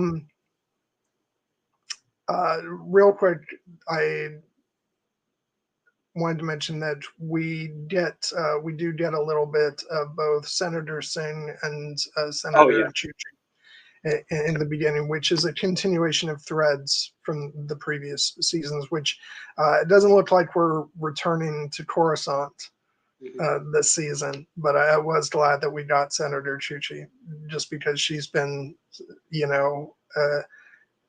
hasn't been in that many episodes of the show, but she's been a big part, of the fabric of the series since last season.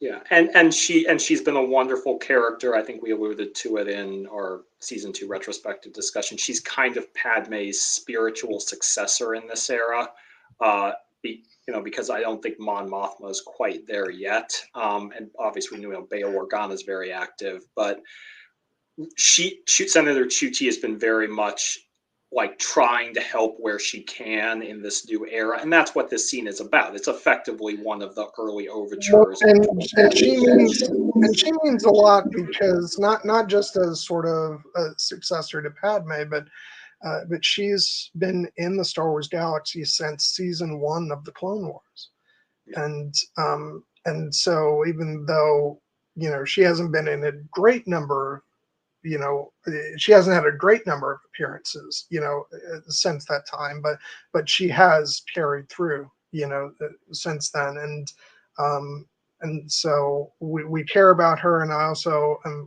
hoping that nothing bad happens to her.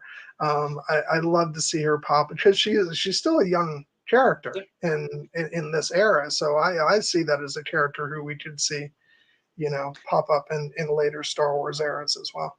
Yeah, and we'll see whether or not she appears again in this show. That may have been her curtain call, but I'm so glad that we revisited her and Senator Singh. That was another episode to pay a call back to season 1. Although I will note, small thing, in season 1, Senator Singh was voiced by Alexander Siddig from who played Doran Martell in Game of Thrones and famously in Star Trek as well.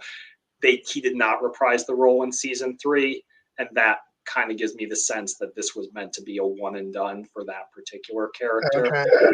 I did not realize that. So I will say the voice actor this time around did a good job, because I did not realize that Alexander Siddig had voiced him previously, and so if I had, I probably would have paid closer attention to the voice, but I think whoever it was this time did a good job, and I will say that the voice actress for Senator Chuchi is Jennifer Hale, who also, for people watching other animated stuff right now, she plays Jean Grey in X-Men '97, and Madeline Pryor. And so I hope you all are watching X-Men '97, because that is just one big joyous blast from the past. And which I've made a decision that I am going to, because the last couple of weeks I've been watching Bad Batch and X-Men '97 back to back, just because I can't wait. But I've realized that I need to put myself into 2 different headspaces for Bad Batch and X-Men '97, because tonally they could not be more different. And so I'm going to start making special viewing appointments for both shows. But yeah. Okay, so let's pause just for a second. It feels funny to be doing the mid-roll at an hour and 45 minutes in, but hey, you all know this is how we roll. Next week, I actually still have to work on getting us a potential guest on the stream, but we'll be going ahead with it whether we have a guest or not. We will be switching gears over to the Knights of Kira division of our of our channel, and we'll be talking about the 2007 Joe Wright film Atonement, starring one Keira Knightley and James McAvoy and a very young Saoirse Ronan. You want to go back to, go to my favorite refrain of talking about feeling older. That right there is watching that film and being like, oh my God, she's a tiny little thing. So we'll be talking about that. And then what do we have coming up after that? I think it was going to be Pan's Labyrinth the following week. Pan's Labyrinth. And then the week after that, we're celebrating your birthday, Jared. Yes, we are. Because your birthday is on the 30th. We'll be streaming on the 28th. So we're going to be talking about a special film for you called Before Sunrise, which I have not seen. Yeah. It's a movie I've been hoping that we could discuss for a long time. And it's a movie. It's part of a trilogy, for those who don't know, called the Before trilogy.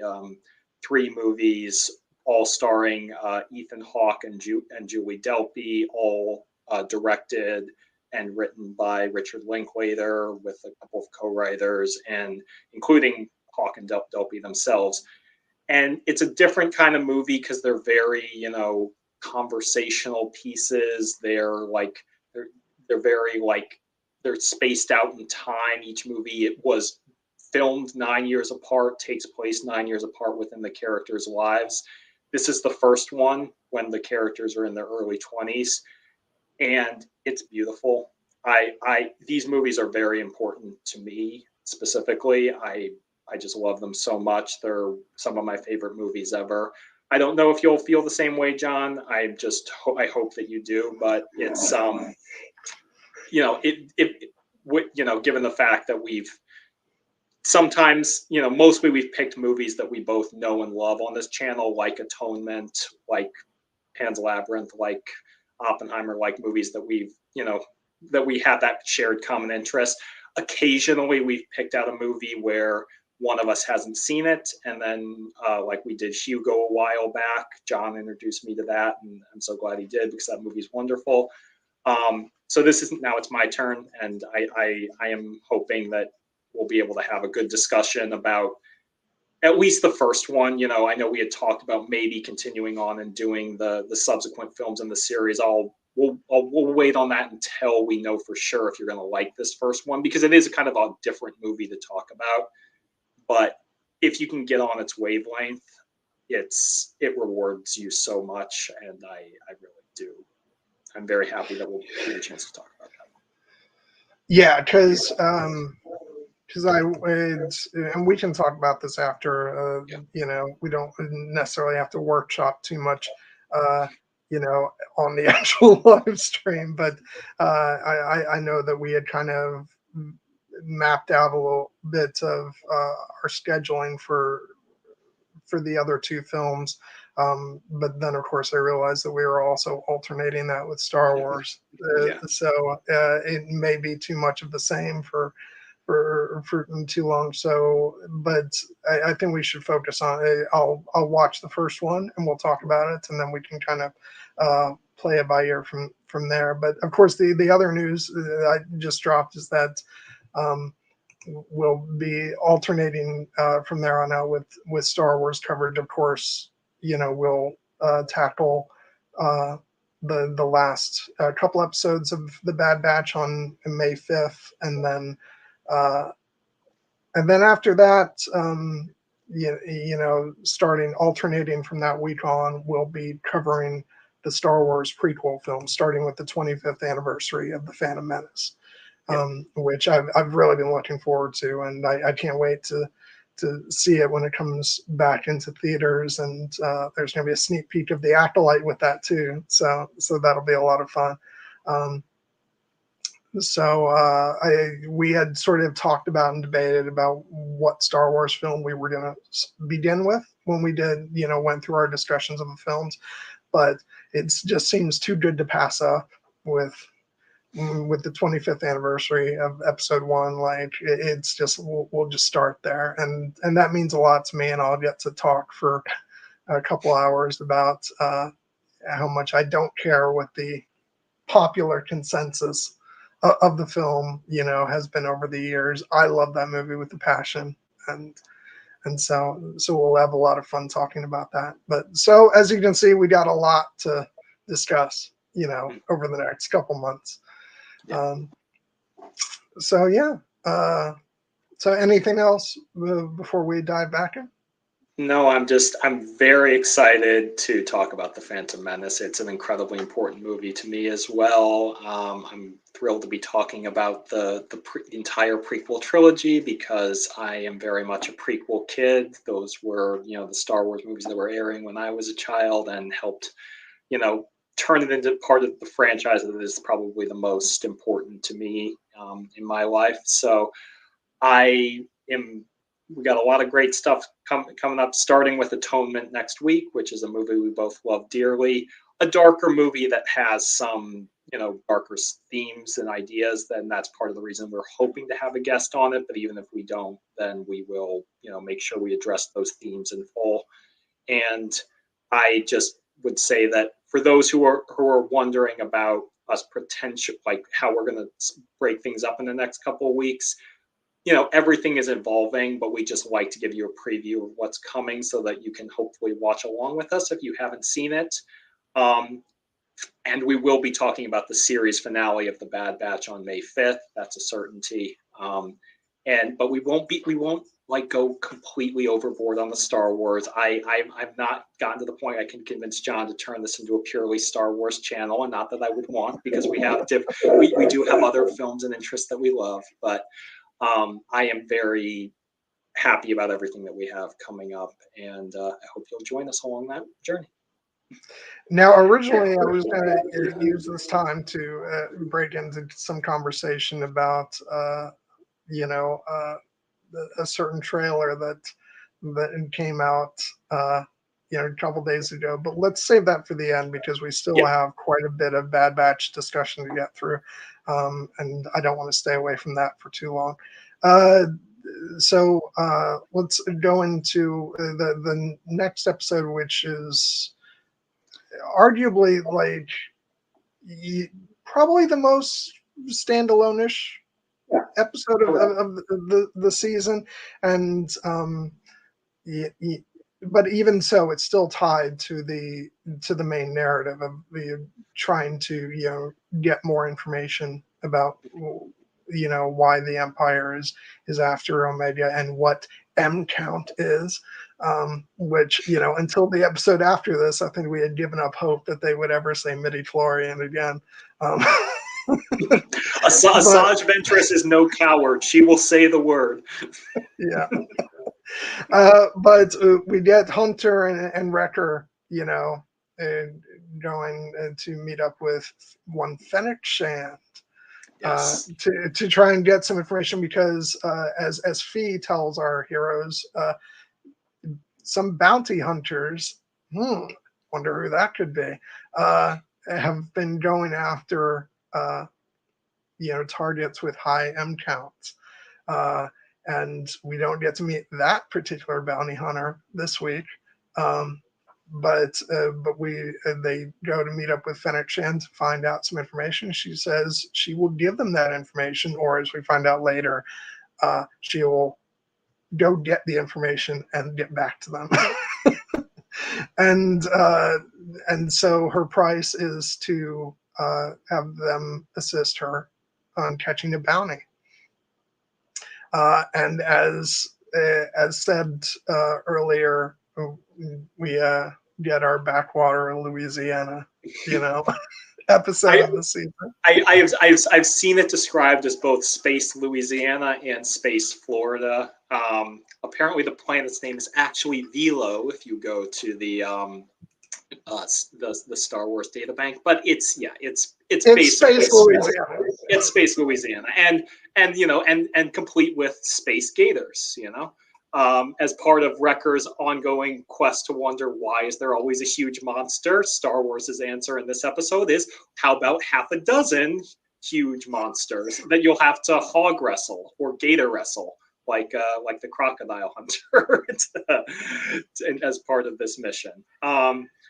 I Yeah, love that the target's name is Sylar Saris.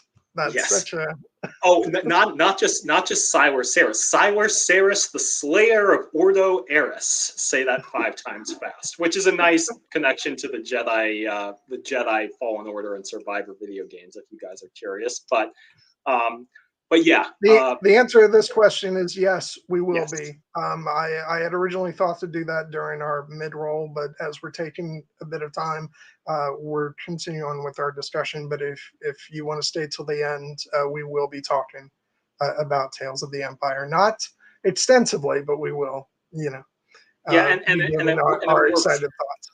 And it works out because it actually, the fact that we got the trailer for Tales of the Empire actually ties into some of our speculation about what the end of this show could look like. So I actually think it's fitting to talk about it. So yeah, this is very much a fun divergence of an episode where we get Wrecker doing what Wrecker does best, being a demolitions expert, and we get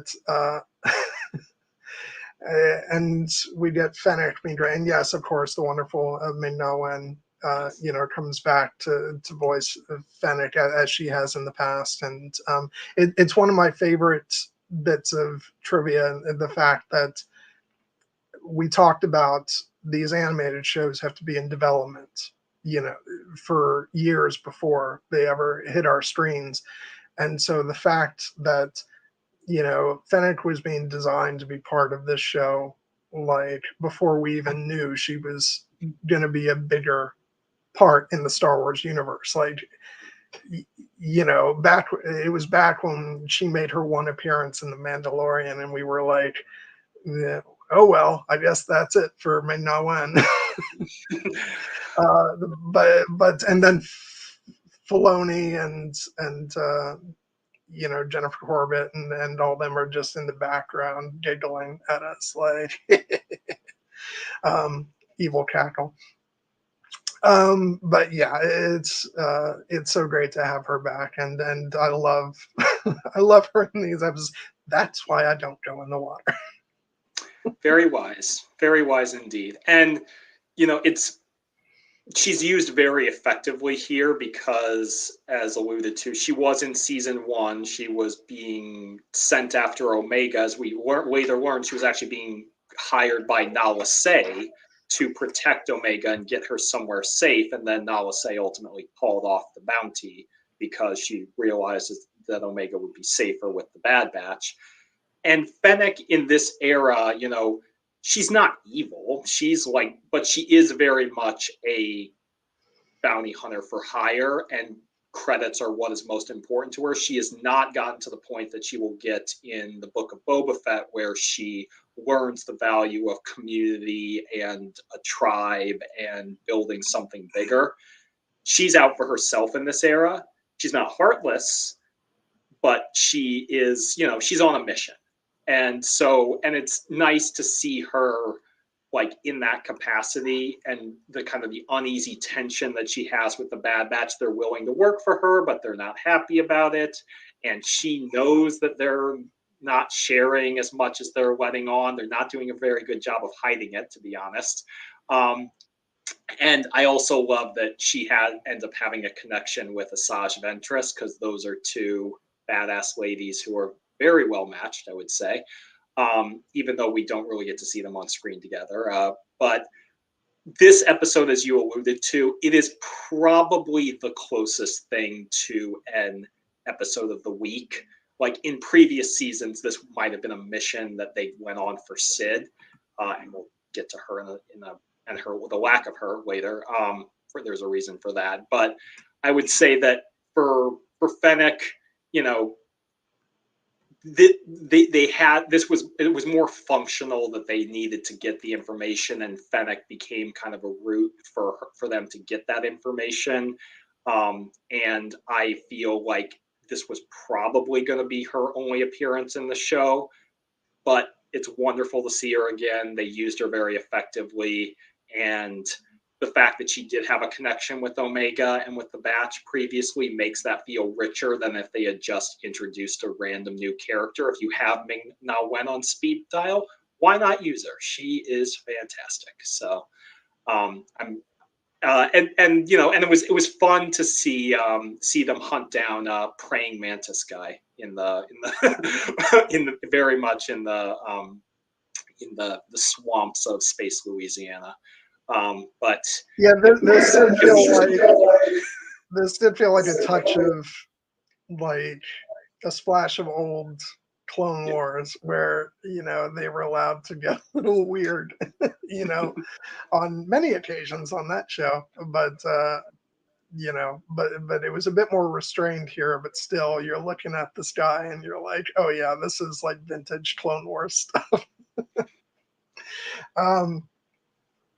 Yeah, no, so it's just fun, and I gather there were probably some complaints about this, but I'm repeating sort of my observation that I had about episode 2 of the season, where I like that the cinematography here is allowed to be a bit darker and to like put us on edge of, especially with a character like this, where you think you see something kind of crawling in the background, but then you're not sure until he's on top of them. And it's great because the cinematography more and more is being treated as if it's live action, where you're allowed to keep things in the shadows a bit more, and not have to necessarily have everything super brightly lit. I know there's a lot of people who would probably prefer that, but I just like that there's a lot more subtlety allowed in the animated cinematography, as they get more and more advanced with it. Yeah, shout out to Joel Aaron, who is the director of cinematography and lighting and VFX for Lucasfilm Animation, has been there for a long time.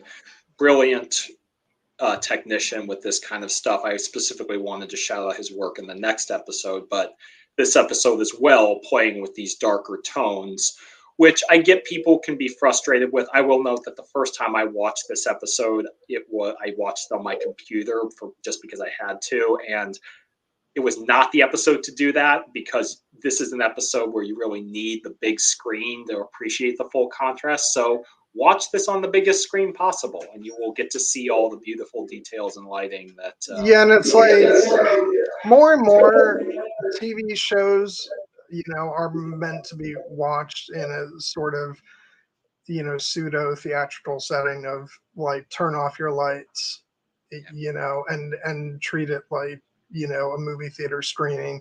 And I get that, for a lot of people, that's not what watching TV has historically been. I include myself in that. It's like back in the days where, you would watch stuff in a brightly lit room when you get home from school or work. It's like, but I think just with the evolution of like home theater systems, and the like, creators are making things and lighting things in such a way that, as if you're watching in a movie theater, and and you're either on board with that or you're not. So I get the complaints if there are those. But at the same time, my preferred mode of watching my shows is to dim the lights and put on my headphones and and do that whole thing. But I understand the gripes for people for whom they don't do that. But I think it looks great, and one thing among many others that the show has triumphed at is its use of shadows. Like even in brighter lit scenes, just the way they have like shadows over characters' faces, and all the stuff going on Tantiss is just masterful in that regard. It's so moody. So yeah, the other part of this episode is taking place on Pabu with Omega and Crosshair, and because Hunter says to her, get him to have his hand looked at. Problem's not going to go away. And, and at first she tries having AZ look at his hand, which that was only going to go too far because AZ does not have the personality for Crosshair. But the fact that she's actually able to get him to try the meditation, which of course, she learned from Gunji. From Gunji, pronounced Gunji. We have proof from Gunji himself last season. And that's when that line that I said earlier comes in, which I loved, which was where he says, "You've been to Kashyyyk," and she says, "Yep, you missed a lot." It's like, I know. And I just love the way Crosshairs. Yeah.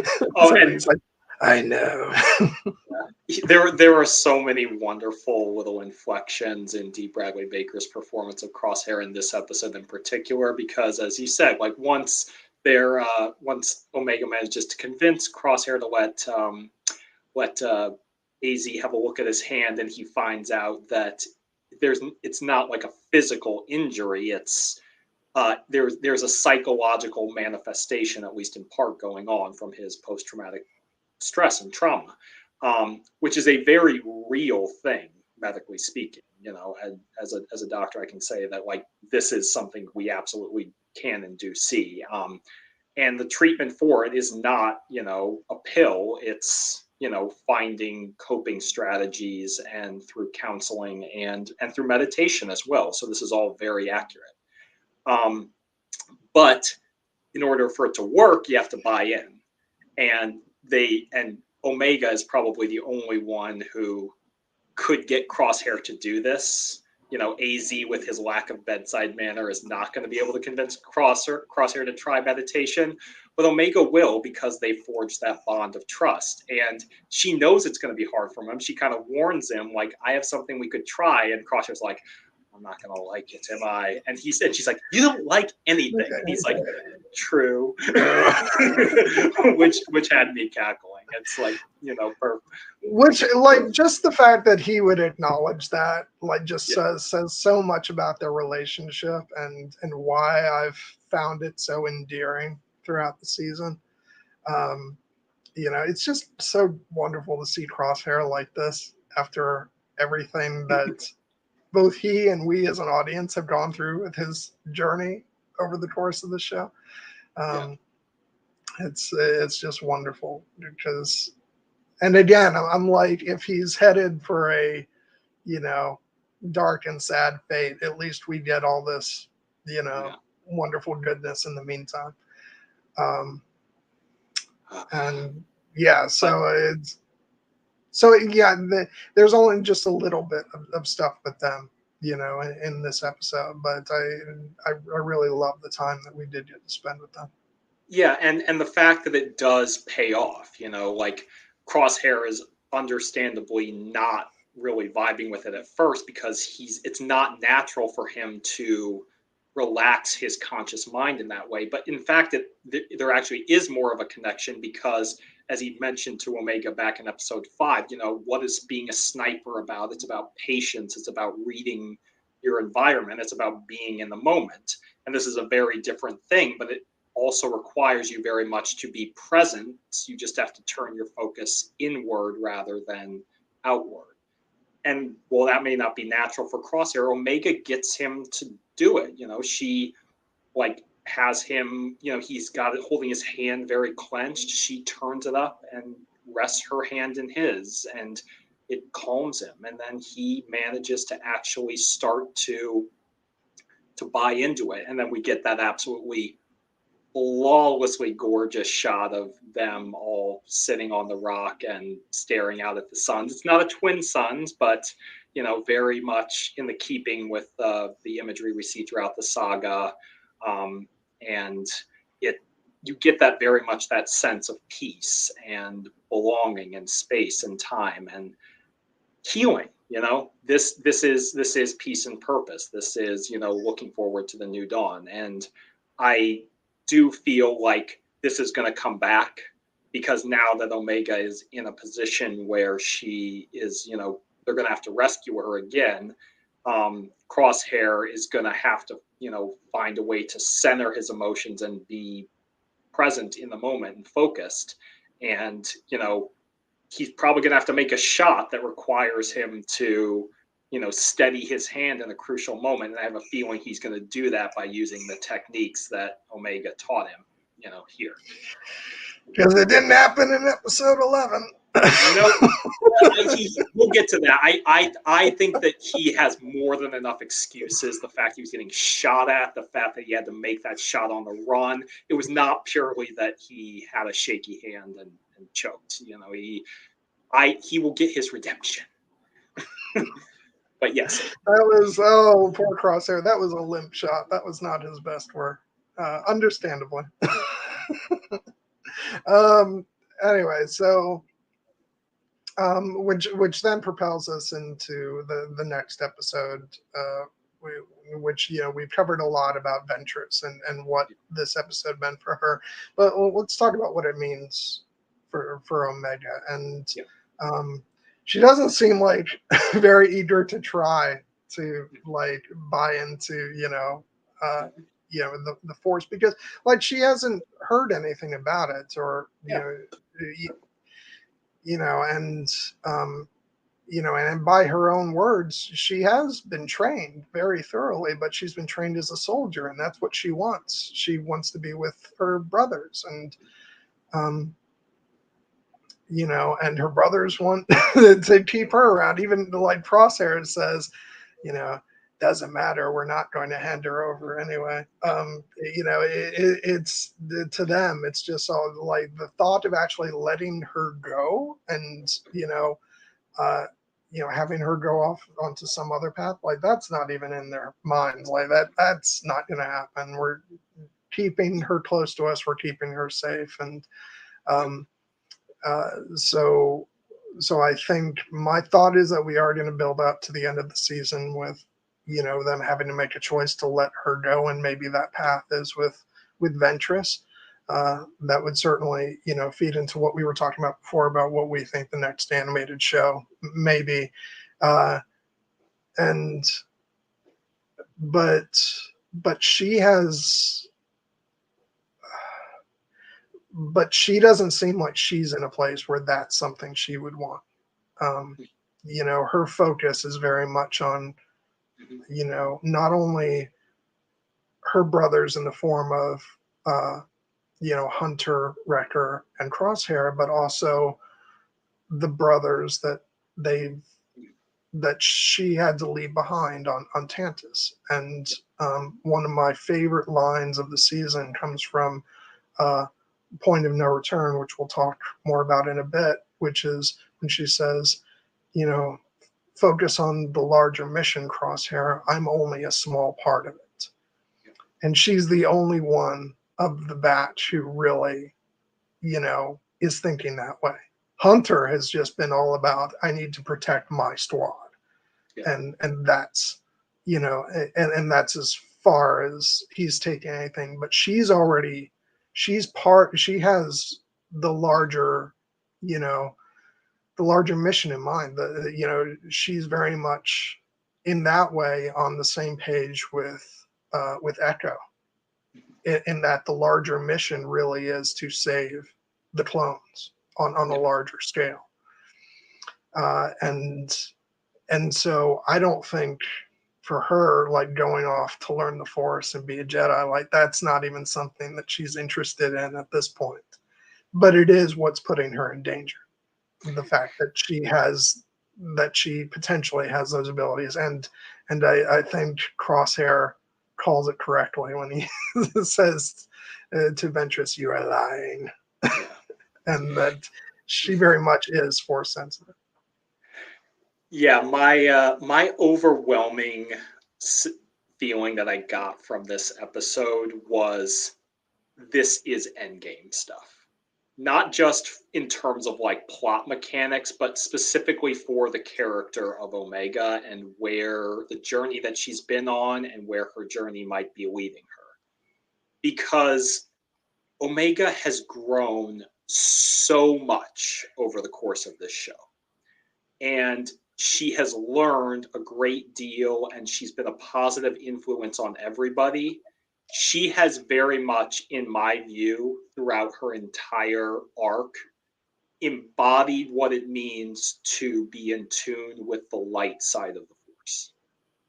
And that's why I always felt that even if she were not Force sensitive in the traditional sense, she was very much filling that role in this show as our Jedi-like character. The Jedi as they should be, the optimistic, always in the service of others, being in tune with nature, being in tune with with balance.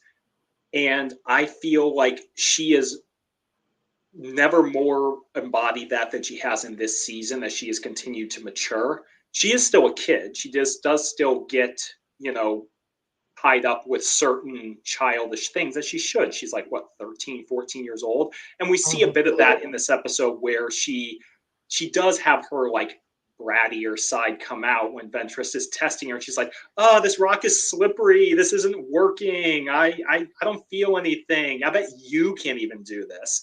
And it's notable because that hasn't been what Omega has been like for so long. She has very much been centered and calm. This of course is why the Jedi don't take kids once they reach a certain age, because they're like, no, we are not starting the training at that bratty age.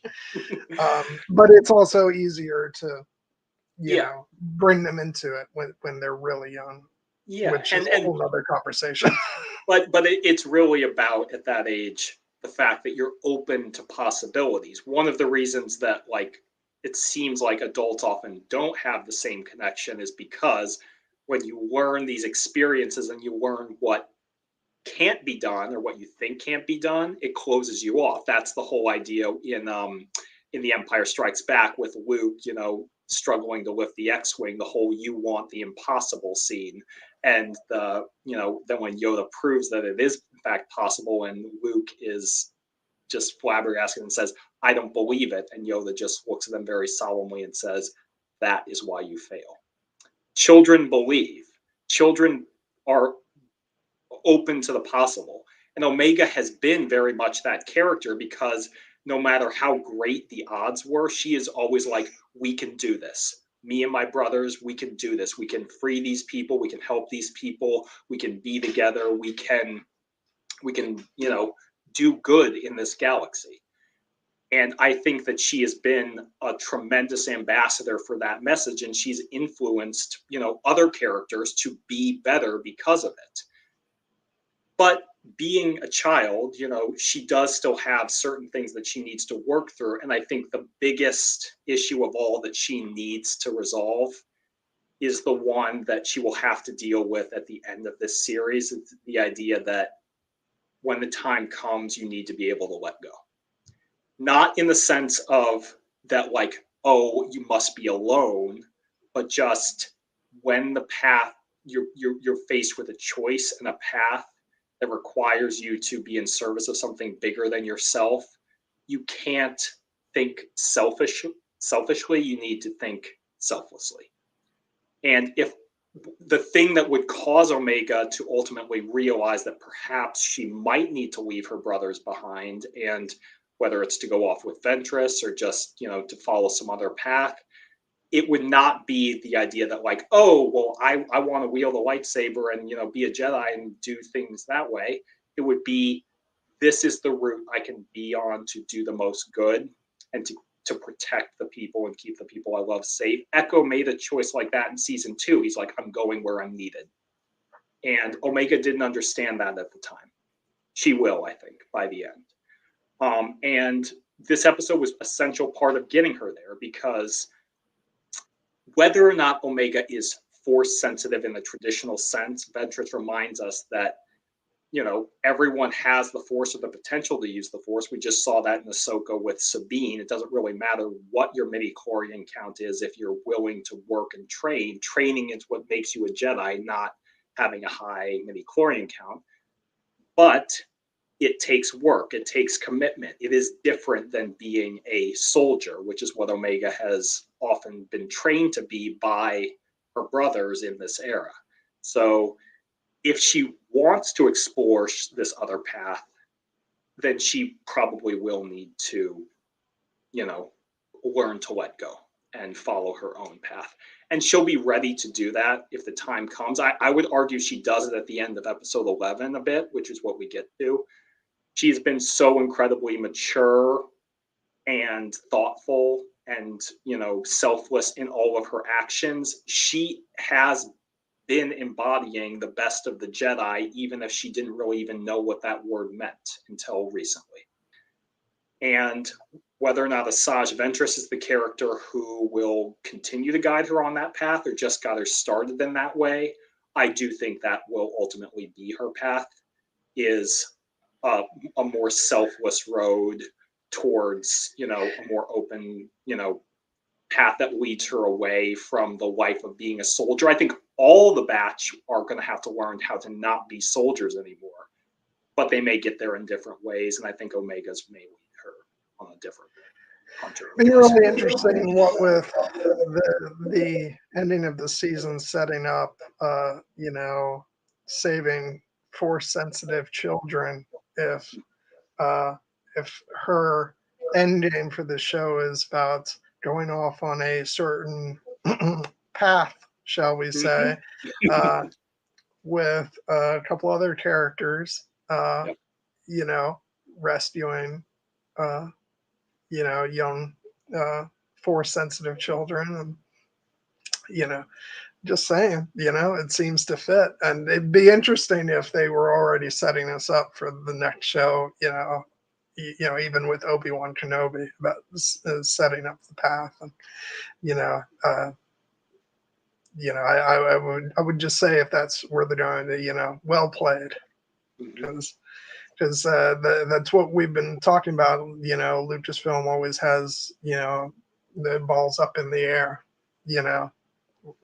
as all this stuff is going on, and and the stuff, especially as far as animation goes, is always planned way in advance. So that'll be interesting.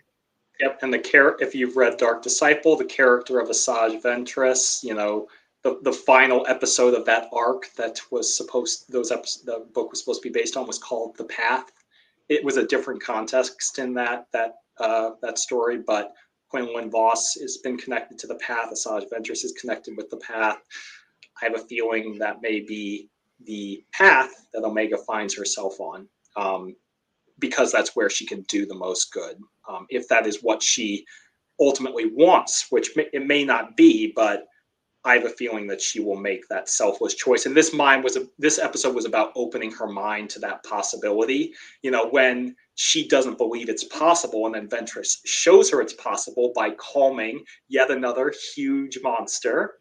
This one being, which I know people will say, "Oh, another Monster in Bad Batch," but for me, this was so beautiful because it was actually a callback to Dark Disciple. Absolutely. And what a transformation Ventress has gone through, since the events of, Dark.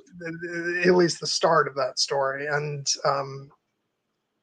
I won't spoil it for people who haven't read the book, but if you read it, you know what we're talking about. And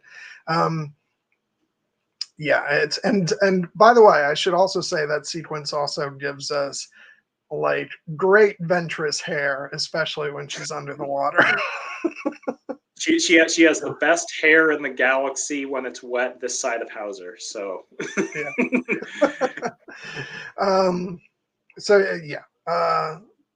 So and we already talked quite a bit, otherwise about the episode earlier on in the stream. Were there any other points about that episode that you want to hit before we plunge into the final two-parter? Just the idea that, we got some awesome animation in this episode, like the fight sequence between Hunter and Crosshair Wrecker versus Asajj was like some of the best and most like in-depth animation that we've ever had. And of course, it wasn't just a cool fight; it served the theme and the character as well. But damn, it looked good. I'm like, I was even left wondering if they did any Mocap. Motion capture with that, because that looked startlingly good, and it did remind me of like the Ahsoka Maul fight in terms of like how great it looked. And so yeah, I just thought that was amazing, and especially watching it the second time. Somehow I didn't absorb it, on my first viewing, probably because I was also distracted by like other stuff going on. But when I was watching it last night, I actually sat up and was like, holy shit, that is just amazing. So yeah, they did a great job with that. Okay, so now we plunge into, well, I said two-parter, and they sort of are, but I think that these two episodes are actually quite distinct from one another, even though they have a little bit of a through line with CX2. But of course, the first episode of this two-parter, if you want to call it that, Identity Crisis, it takes place almost entirely on Mount Tantiss, and really the main character is Emery, and this is one of the creepiest episodes of anything Star Wars there's ever been, because it just experimenting on children, which has been Palpatine's bread and butter, for years. And we saw this starting off in the Clone Wars, and as and we do get good old why am I sorry everybody, I always draw a blank on names. And are you talking about Cad Bane? We get good old Cad Bane. And as he says to Emery, let's just say I'm good at my job. As far as like how often he's done this, and he's been stealing Force sensitive children from Palpatine, going all the way back to the Clone Wars. And what's the sucker punch of this episode is that after our sort of the atmosphere, the lightness of the atmosphere has been raised a little bit with the last episode, with Ventress and the, Jedi training and all that stuff. And we start off this episode with a mother and her cute little baby. Little do we know, things are about to get very dark and twisted very fast. And of course, one of the most disturbing images of this episode is just, the guy who sells out, the mother and the baby, and the way Cad Bane, tosses the gold pieces at him, and he's just, scooping them up off the floor. And you see kind of a recognition of like how despicable he's been, but of course he's still going to take the money.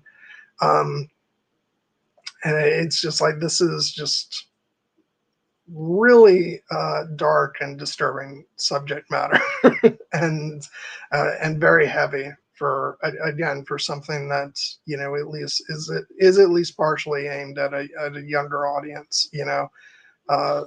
Just shows that this show is willing to go there. And and the majority of the episode again takes place on Mount Tantiss, and just shows the way that Emery is slowly but surely sort of realizing, what she's a part of, and asking the questions of what is she willing to do, when push comes to shove. And she's not quite there yet at the end of the episode, but she's, it feels like she's on the verge of, of doing something, and which probably won't work out good for her in the end. But yeah. So, by the way, I was really creeped out by Nala Say this episode. Just something about the way she was speaking to Emery. Like, that's how she talks, man.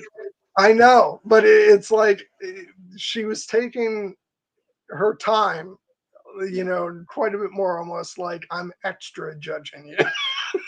Yeah. Even though I've done despicable things myself.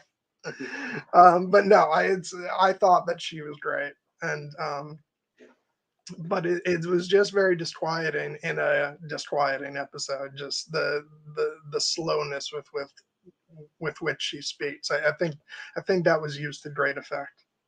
Yeah, I want to talk more about that scene because out of all of 8 of these episodes, I actually think that scene may have been my favorite, if not one of my favorites, for reasons I really do want to explore. But what I want to say just larger is, you know, you mentioned that this was one of our 2-parters, and it's kind of a different type of 2-parter, but I do think it's very thematically of a piece with some of the other 2-parters we've had in previous seasons, because in every single season we've had a 2-parter where the batch themselves have been minimally present, if at all present, and it's focused very much on another character who's not part of the core batch. And then the second episode brings the batch kind of into that side of the story. In season 1, it was Devil's Deal and Rescue on Ryloth, where we focused on the character of Harrison Dula and her kind of dealing with her world being occupied by the Empire. And then in season 2, it was the Clone Conspiracy and Truth and Consequences, and our entry point was the character of Senator Ryo Chuchi, kind of dealing with the mystery surrounding the Emperor trying to start the Stormtrooper program, and like how kind of the political intrigue is stifling any kind of dissent or questioning. And in this case, our entry to the 2-parter is Emery Carr, you know, who is herself a clone, a female clone of Jango Fett, one of only 2 we've seen so far, the other being Omega. But she's had a very different experience, and she's lived a very sheltered life. And this is kind of her awakening into the true horrors of what the Empire is, because what all of these 2-parters have done have kind of taken a step back from the story of the Bad Batch and given us a wider picture of what is the story of the galaxy transitioning into the Empire in this era. And in this case, what it's focusing on is something that the Empire has been doing since before it was the Empire in the Clone Wars, and will do through Rebels and all the way up till the Empire falls, and then beyond with the First Order: kidnapping children. And in this case, Force-sensitive children to serve scientific ends, to serve the Emperor's purpose, which is about the most evil thing that you could imagine. When you stack up the list of like horrible things that the Empire has done and continues to do, this program of stealing Force-sensitive children from their family so that they can be lab experiments and is one of the most evil you could imagine. And Emery had no idea this was going on. But she learns this when she becomes the chief scientist, taking over from Nala Se in this episode. And yeah, and Cad Bane, like, he's been doing this since the Clone Wars. We saw him do it. And he continues to do it all the way through until his death. You know, when he tells Boba Fett in the Book of Boba Fett he's a cold-blooded killer who worked for the Empire, takes one to know one. This is what Bane does.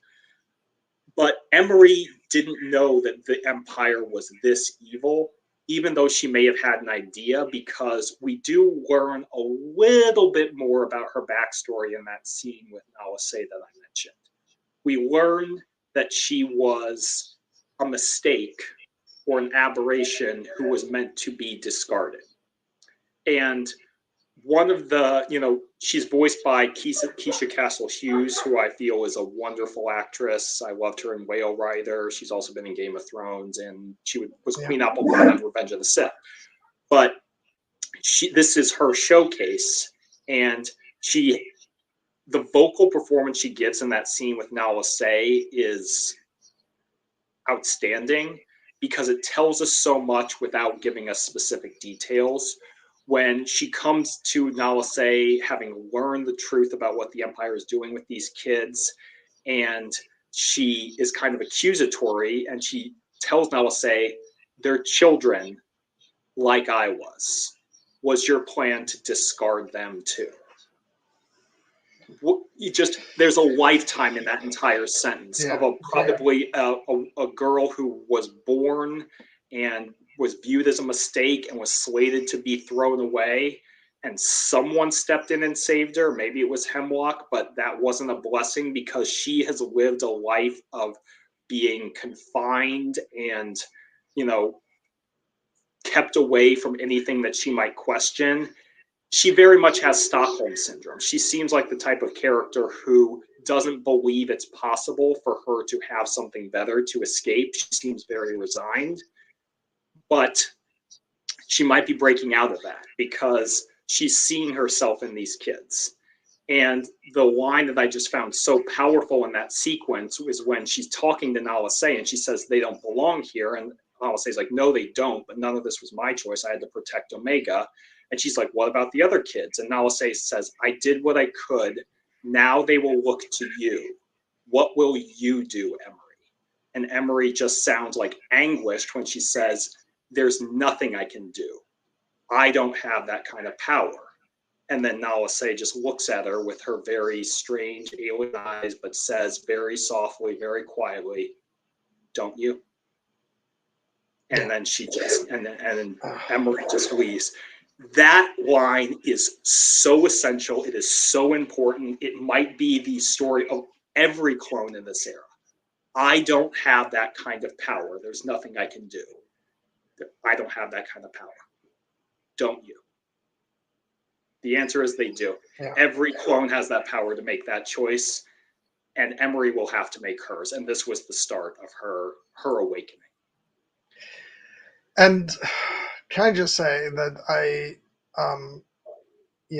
joking aside about me being freaked out by the tempo of her voice, I am in such awe of the character work they have done with Nala Se over the course of this show, because this was a character I did not like from season 5 of Clone Wars, with what she does to Fives, and I will never forgive that. But it's just been so interesting to take that character whom we as the audience kind of have a bias against, and then see her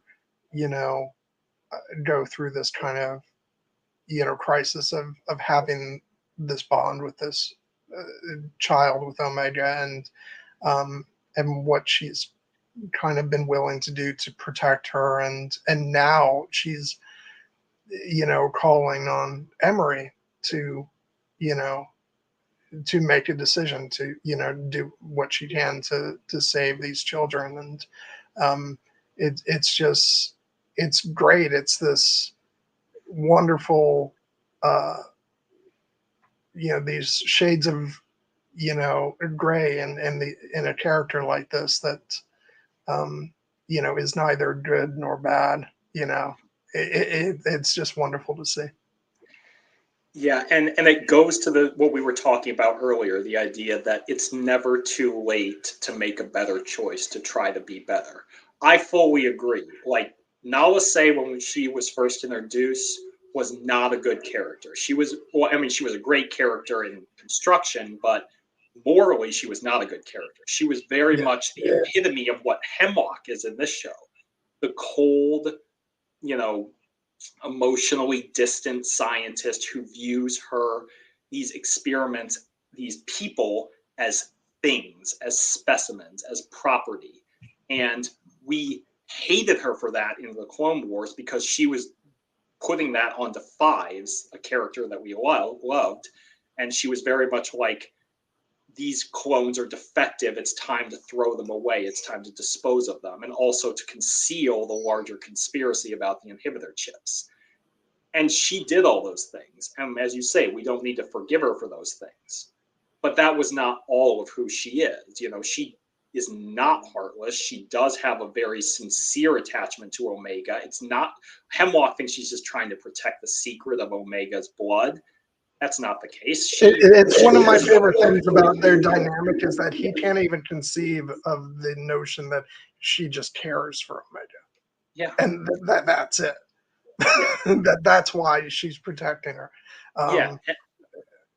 And she has gone through an awakening in much the same way I think Emery was, because she would only be is part of this Project Necromancer under duress. She does not want to participate in what she clearly sees is evil at this stage, and she is doing her best to atone, to make a better choice. She can't undo what she already did, but she can do what she can do.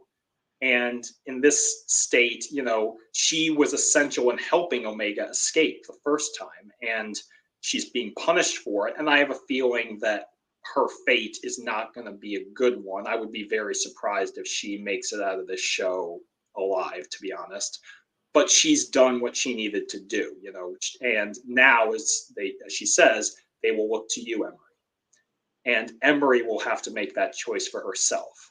And everything that has been set up, there's nothing that leads us to believe that Emery is not going to make that choice. Like, she is very much, we've been shown that she is being confronted with what she once was, which was a child who was an experiment, who was going to be thrown away and has now been used her entire life.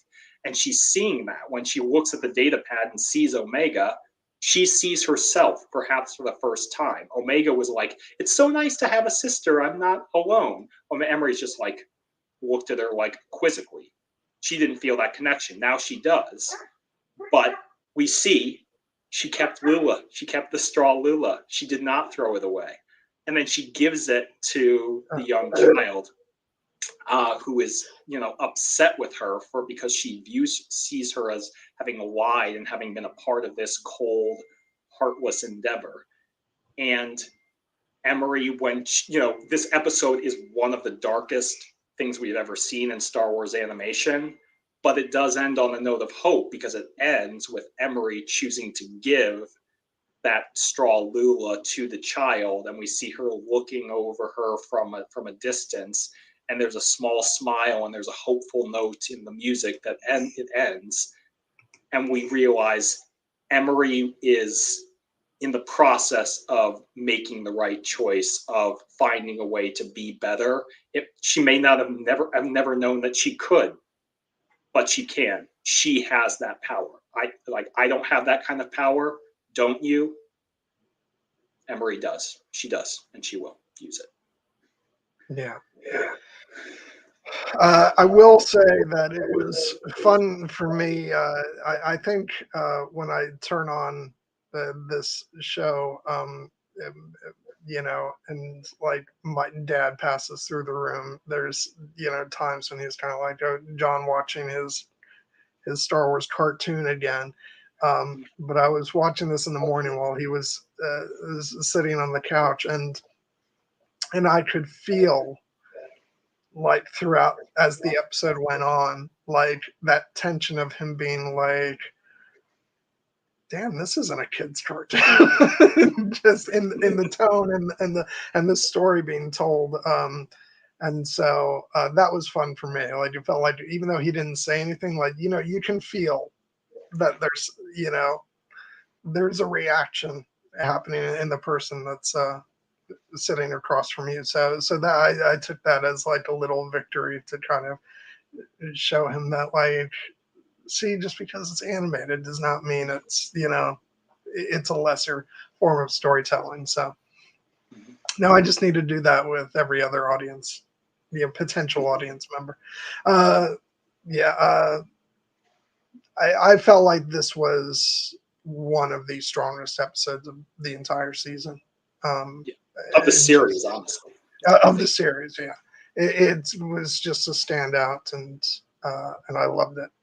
And of course, there's one other part to this episode, which is we get the reappearance of one frugal Grand Moff Tarkin. He's got to appear every season. Stephen Stanton won't have it every other way. But like it's cracking me up. Like the ultimate revelation over the course of the show about Tarkin is really he's just concerned about saving money.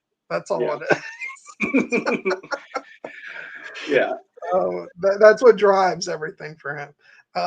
So, and I love the fact that he's, and we got a hint of this in earlier in the season with Palpatine, where he's like, you should not share the full extent of what is going on here, and and it would seem that Tarkin knows a little something, that there is a Project Necromancer, because of course it's mentioned in the summit, last season, but it seems that he's not being let into the full extent of what it is exactly, though.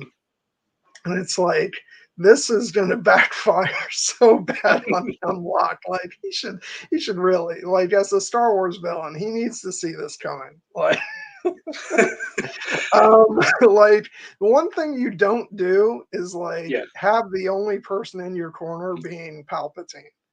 That's not going to work out good for you. And don't be making enemies of every other Imperial, including Tarkin. Because it means that you're going to be so easily disposed of. Yeah. And everybody else is going to be happy to see you go.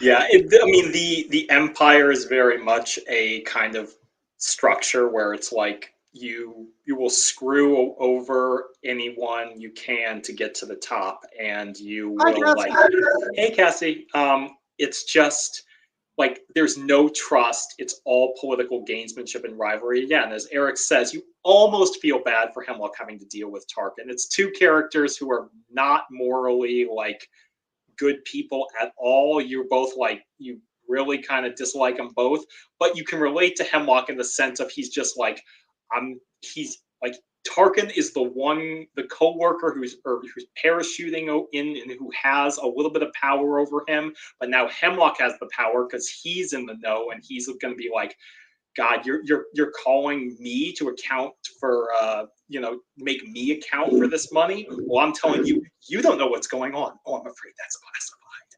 And Tarkin is pissed because this dude does not like not being in the know. And of course, as you said, Tarkin is one of those characters who is very much rigid law and order side of the Empire. He has no idea about the mystical wizardy force crap that Palpatine gets into. And if he did know, it would only be interested in it for its power.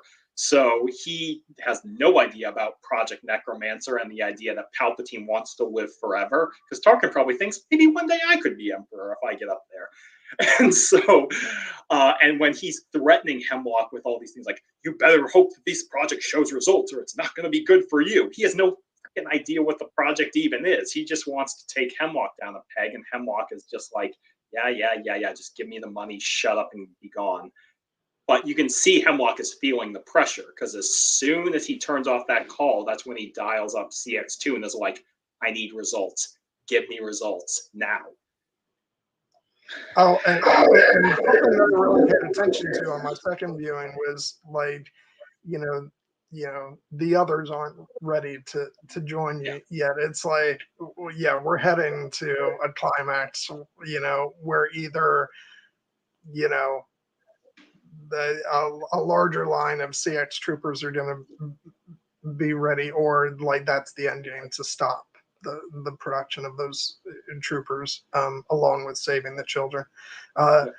But I really like that Walker points this out about Tarkin trying to swoop in and and then take the credit, because of course that's his whole as mentioned, the Death Star, was his whole game with Krennic.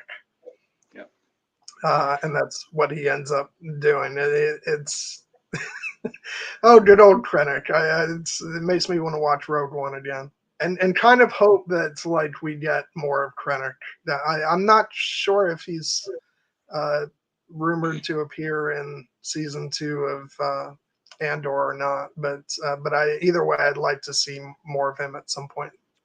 He's But the that's kind of fine. character. He's the kind of character I definitely could see them bringing into Andor season 2, depending on where it goes. But I don't think we're going to see him again in this show. But he was, but he very much embodies that whole to quote the Game of Thrones, the whole only the ladder is real, the climb is all there is. But some who try to climb it fall and never get to try again. Krennic is very much of that ilk. And Hemlock probably will be as well, because we know Tarkin ultimately survives all the way till the Death Star when he blows up in The New Hope. But Hemlock will probably meet his comeuppance in this show, and we shall see how that happens. But in the meantime, he is doing everything he can to manipulate all the levers of power, including keeping a tight grip on Project Necromancer. I have a feeling, as you alluded to, we are probably going to see these upgraded versions of the CX clones, Dark Troopers, that he's been working on in the finale. He'll probably unleash them whenever they invade Tantiss. That'll be one of his big moves. But in the meantime, he has to rely on CX2, because that seems to be all he has got. And we actually get a very interesting reveal in that scene when he calls up CX2 and asks for the update, and CX2 says, I tracked down the Trandoshan and pulled the information out of her. And she gave up the location of the pirate, which we know is Fee. And the words there do a lot of work, because on the one hand, God damn it, Sid, again, she's betrayed the batch again. I do think that it's heavily implied that she probably did so under duress and torture when the clone says he pulled the information out of her. Yeah, the wording of that made me feel really bad for her, actually, because that seems less like, a slight threat and she gave up the information, and more, you know, enhanced interrogation. Yes. So, yeah. But it is notable for the fact that Sid, when we did our preseason speculation, we were very mad at Sid for having betrayed the batch at the end of season 2, and we were wondering, is she going to come back and get a little mini redemption tour of her own? So far, no, she has not appeared at all. 0 Rhea Perlman this season, and now we learned that she's been tortured into betraying the batch yet again. And when we talked about how the season kind of felt more focused, part of that has been the fact that they're not working for Sid anymore. She's not sending them out on missions. But one of the lessons that they had to learn last season was basically Sid is more out for herself. And Malagi had warned them that just because you will show loyalty to her does not mean she would do the same for you. That's very much the Empire.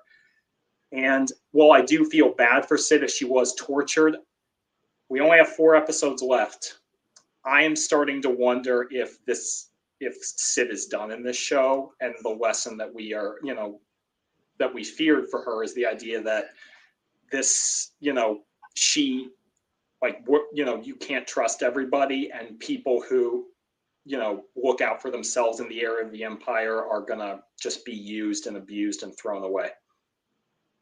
Yeah, I think there's still room to bring her back in some way, especially with a mention of her in this episode.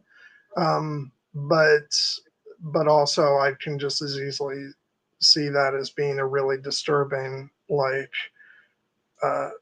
final note about, her character in this show, and that, because this series has been very mature in the way that it handles characters and character arcs, to the point where I can see it being and not all these characters come back for the big finale. This isn't Star Wars Rebels, for example. But as with a lot of things, I'm just not really sure. I could see this as being a setup to actually have an actual physical appearance of the character, before the end of the series. But either way, I just I could still be really mad at Sid and just and not feel sorry for her about this, but I do, because to me, I just find it very tragic. I just, every time I think of Sid, like, I am mad at her for what she does, but I just think about that look on her face at the end of season 2 as she stands there, like, knowing what she's done, and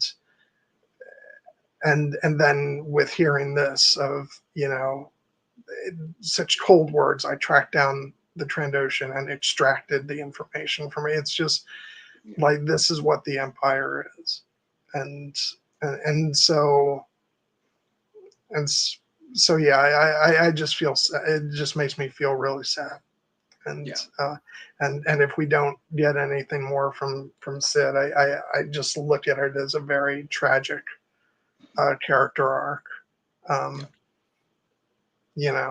and if we don't get more of her in this show, maybe she shows up somewhere else, and maybe she does, you know, maybe her character journey is not over.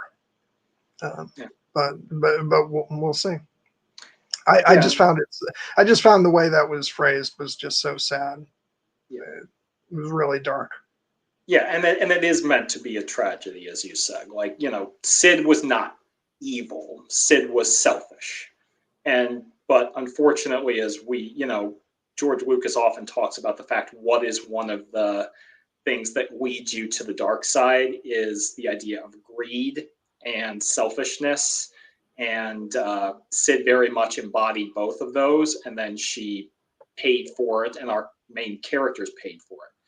And the question of whether or not she will get a chance to atone for that, if she will get a chance to prove that she can be better, as she seemed to want at points during season 2, but then never took the opportunity to follow on it. It's really a question of how the show will incorporate that, because now that the batch is kind of left adrift and needs a way to find their way back to Tantiss, I could see Sid being brought back into the show and helping them in some way there. But that's really the only way I can see her coming back in. And if she does, I would not be expecting the batch to forgive her for what she's done. I think that it would be a very small grace note for her. But she may not get even that, because the tragedy of it is exactly that. Like, she played the game of greed and selfishness, and in the Empire, like, that's the game that they play, and they play it better, so much better than she did, and she lost badly. And so we'll see if she has a chance to learn from that, because we want to believe characters have a chance to learn from the mistakes, and Star Wars, ultimately being a hopeful franchise, wants to give every characters those opportunities. But on rare occasions, you don't get a chance to learn from the mistakes. Sometimes it costs you forever. I also feel really bad for Fee, and at the start of the next episode, because she, I inadvertently, through no fault of her own, because but CX2, because of Sid, knows, that Fee has been in contact with the batch, and so tails her to find out where she's been going, and therefore is able to find Pabu. And it's just so tragic, because that's so tragic as well, because even though we have seen Fee one other time this season, this is the first time we've actually seen her, like, in the flesh, and and not just as a hologram transmission, and so and we are going to be getting more of her, because there's still a bit from the trailer where she's doing some stuff with the batch, where she's like, this doesn't look like a stealth exit, boys. So it looks like she will be involved in the end game in some respect. But it happens as we always knew, it would. The Empire comes to Pabu, and it's as dark and tragic as we feared. Yeah, and it's all the more heartbreaking that even though Fee, obviously didn't betray it intentionally, like, she bears no responsibility. She had the data encrypted. CX2 would just broke it and broke the encryption, and that is one of the small things that made me wonder, is could he be tech, because the ease at which he breaks her very heart detailed encryption made me wonder, especially given the connection between those two characters. But it's immaterial, because ultimately, you know, Fee brought the batch to Pabu as a place of safety and as refugees, and she like opened her heart and trusted them here, and they have rewarded that trust because they've been valuable members of the community. Like, they're loved by Shep and Liana and everyone there, but they are the agents who, they're the reason the Empire comes. Back in season 2, when they first come to Pabu, and Hunter asked, Shep, like, aren't you worried the Empire will come here? And Shep's basically like, why would we? Why would they? We're a small, remote world with limited resources. And you knew that was tragic foreshadowing, because ultimately the Empire comes for everybody. But it is also true that the Empire may not have gotten to Pabu till much, much later, had it not been for the batch and for Fee and Fee inadvertently bringing them there. And that they feel terrible about that. And it's notable that when we show up on Pabu, we see it in all its life and vibrant glory. We catch up with Mox and Stack and Deke having snow cones and festive Hawaiian shirts, and people are feeding Batcher and petting her. And then we also get the heartbreaking, beautiful grace note of Omega visiting the Archeum with Liana and leaving Tech's goggles and Lula. Which, see, and this is why I'm saying the show keeps teasing us, because I'm like, oh god, they're bringing up Tech's goggles, because we're going to find out in this episode that CX2 is cloned from Tech, and of course, but we didn't. So like, I feel like even if that's not the case, they're trolling us mercilessly. I mean, if you know anything about Jennifer Corbett and the Kiners and Joel Aaron on Twitter, you know that they are merciless trolls who delight in tweeting out, you don't know what's going to happen, but it might be really bad before every episode. Yeah.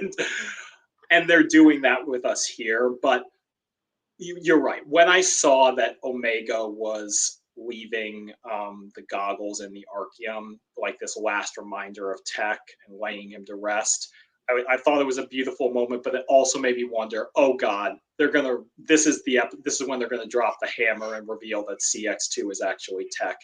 And then they didn't, which was, but I was bracing for it after that. I was also, and this is definitely reading too much into it, but it's funny. A funny like example of it is the fact that when CX2 has all the troopers lined up and is like, search every domicile until you find her, and you're like, who is the one character in this entire show is referred to homes as domiciles? Tech. They're trolling us. But what's beautiful about it is it can work both ways. We'll see where ultimately the show ends up. If CX2 is some form of Tech, then these little reminders of him and what a good person he was and the sacrifice that he made will ultimately serve the emotional power of that reveal, and however it affects our characters. But if CX2 is not Tech, if he just is a regular clone who's been inducted into this program and Tech is truly gone for good, then this really did feel like finally laying him to rest. And the fact that they do so in this way where they put his goggles into the Archeum, and Omega's like, this place is the first place that ever felt like a home. Now a part of us will always be here. That's like, it's the closest thing to a funeral that we'll ever have for this character. That honestly is what I would prefer more, because I love that, if we work under the assumption that they're not, gonna torture us with some, using of clone of Tech's, image, or cloning Tech or whatever, then it means that all these little moments that we've gotten throughout the season are really just about paying tribute to Tech's character. And And I've always said that I think it is incredibly and remarkably mature of a show to, of an animated show, especially to bid farewell to a character like Tech, at the end of its second season before the final act. And uh, it's part of the reason why I've always predominantly been like, don't bring Tech back in any form, because I think that it makes that moment feel so real. Um, uh, and my biggest fear was that they were going to that he wasn't really going to be dead, and that the character was going to come back this season and and be good old Tech. That a lot of people who are big Tech fans, I think, kind of hoped for, and I was always very much like, no, don't do that, It's never. because it's it's just so much, like, it means so much if he makes that sacrifice. Um, and of course, if he's brought back in a way that we both fear, that doesn't lessen his sacrifice. That it adds a lot of horror to what the Empire is and what the Empire, does. But I think I'd still be most at peace with them not doing that. But as I've said over and over to this stream, like, I'm open to whatever story they want to tell, and I just don't know if my heart can take it. But yeah, and but and yeah, and as Eric says in the chat, death should have meaning. We absolutely agree, and I feel like when people push back on resurrections in Star Wars, that's what they feel. I always feel that the weight and intention of the character matters and how it comes back, because the reason I've generally been on board with evil characters returning like Maul and Palpatine is because it speaks to the fundamental nature of the dark side themselves. They are so unequivocally, objectively terrified of death that they will do absolutely anything, torture themselves, put themselves through unimaginable hell to avoid that possibility, because there's nothing waiting for them on the other side. Maul will keep himself alive through sheer hatred. Palpatine will clone himself and live a horrific existence just to avoid dying. But the heroes, the light side characters, don't fear death in that way. They are willing to make that sacrifice for those they love, and that is what Tech did. That is why his sacrifice bears weight and meaning, because he was willing to die so that those he loved might live on. That is what all the Jedi characters who become one with the Force, have done throughout the saga. And that self-sacrifice is the mark of a hero in that way. And that's what Omega does at the end of this episode. But so if Tech does return in some form, it will not be because of his choice. It will be because he was brought back against his will and turned into a slave for the Empire, much as Echo was. But of course, Echo managed to fight his way free. And we'll see what that story ultimately is. But I do think it's important that the intentionality of Tech's sacrifice had meaning, and that will never be lost, no matter what direction they go. Yeah, I think what it always comes down to for me is, what is, like, does, whether a character comes back or not, does their return serve a purpose, and is it a purpose greater than would be served by them remaining dead? I think very clearly Tech's death serves an enormous purpose in the show. And to take that away from him, without it being, dramatically satisfying in a way that, that it would be sort of the gut punch of the Empire using Tech. Like, that would be dramatically satisfying for me, even if it would be horrifying. But yeah, I was certainly not one of the people who was like, he should be brought back because I'm Miss Tech and I don't want him to die. Like, that's just, no. His death served a very important purpose in the narrative of this series, and I want that to be honored regardless of what they do. And I get why people want Tech back, because Tech was a very important character to so many, and he was coded as a neurodivergent character. A lot of people saw themselves in Tech and were understandably hurt when he chose to sacrifice himself. But the show did make that creative choice that is an inextricable and inarguable fact, and so it needs to reckon with the consequences. And I do not see the show bringing Tech back in a form where he is recognizably Tech and gets to live a happily ever after. They chose not to do that, and that choice does have meaning, that does have weight, and I do not see them undoing that. So, but we do have another death to mourn in this episode. R.I.P. Havoc Marauder.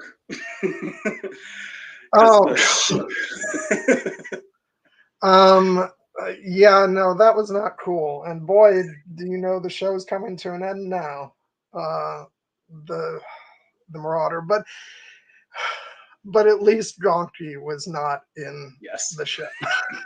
Yeah, and also Lula and Tech's goggles were very pointedly not in the ship. That was another function of laying them to rest, because we would have been worried about Lula if we hadn't seen her in the Archeum, and Gonky too. But Wrecker very bravely made sure Gonky survived, even though the Havoc Marauder is not coming back. That ship is gone.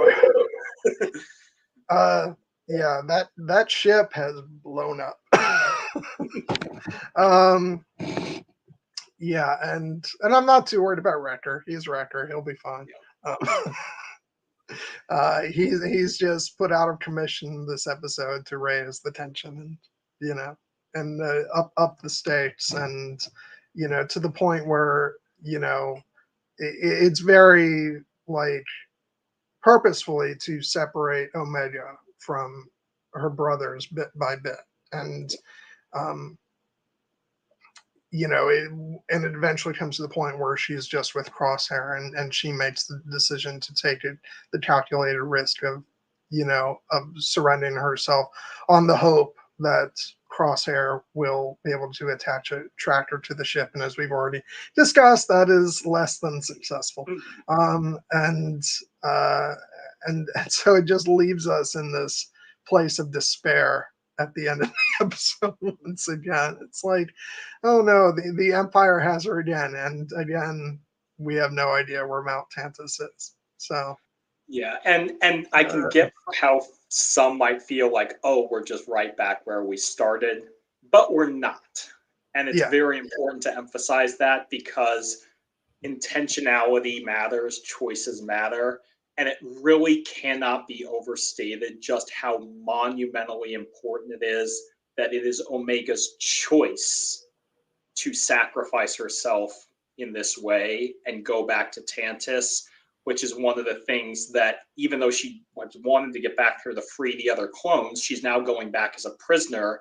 And all the way back in season 1, what was the thing Omega feared most of all? It was being locked in a lab. It was being treated as a science experiment. She was terrified of that. She's like, please never let me have to go back to Camino. And Hunter's like, you will never have to go back to Camino.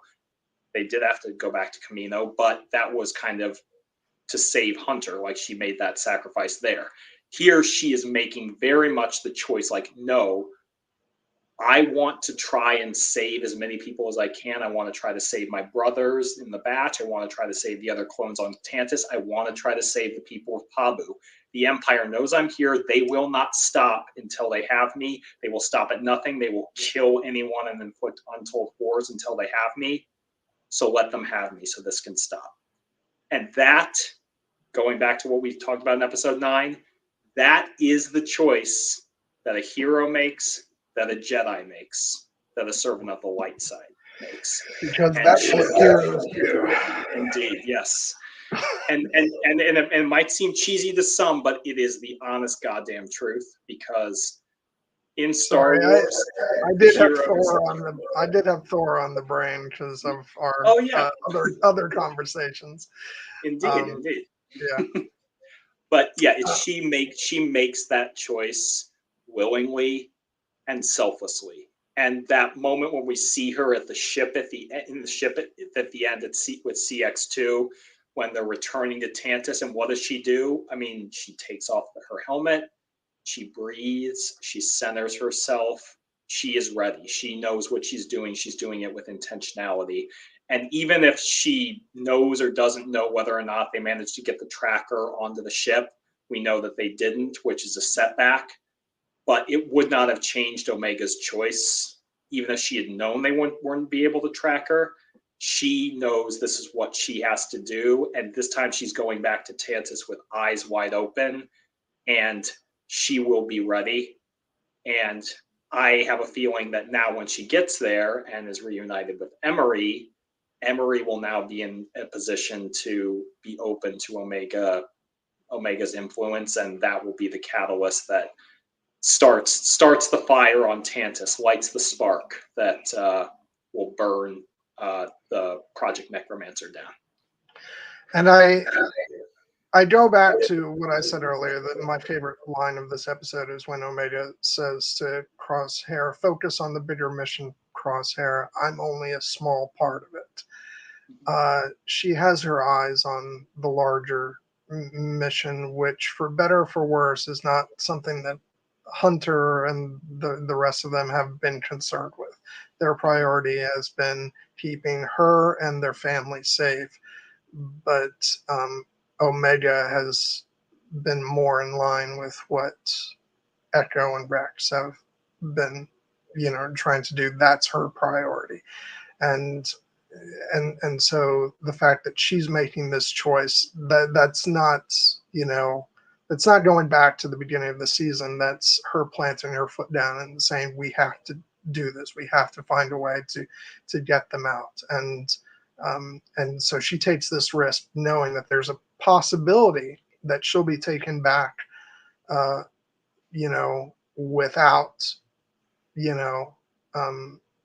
without them being able to follow her. But she has hope that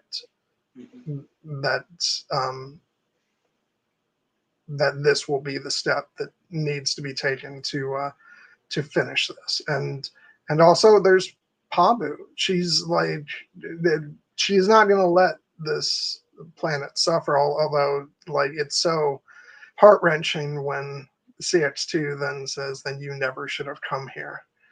Yeah, yeah, it's like that planet, Pabu's fate is set now because the Empire's not going to leave. Yeah.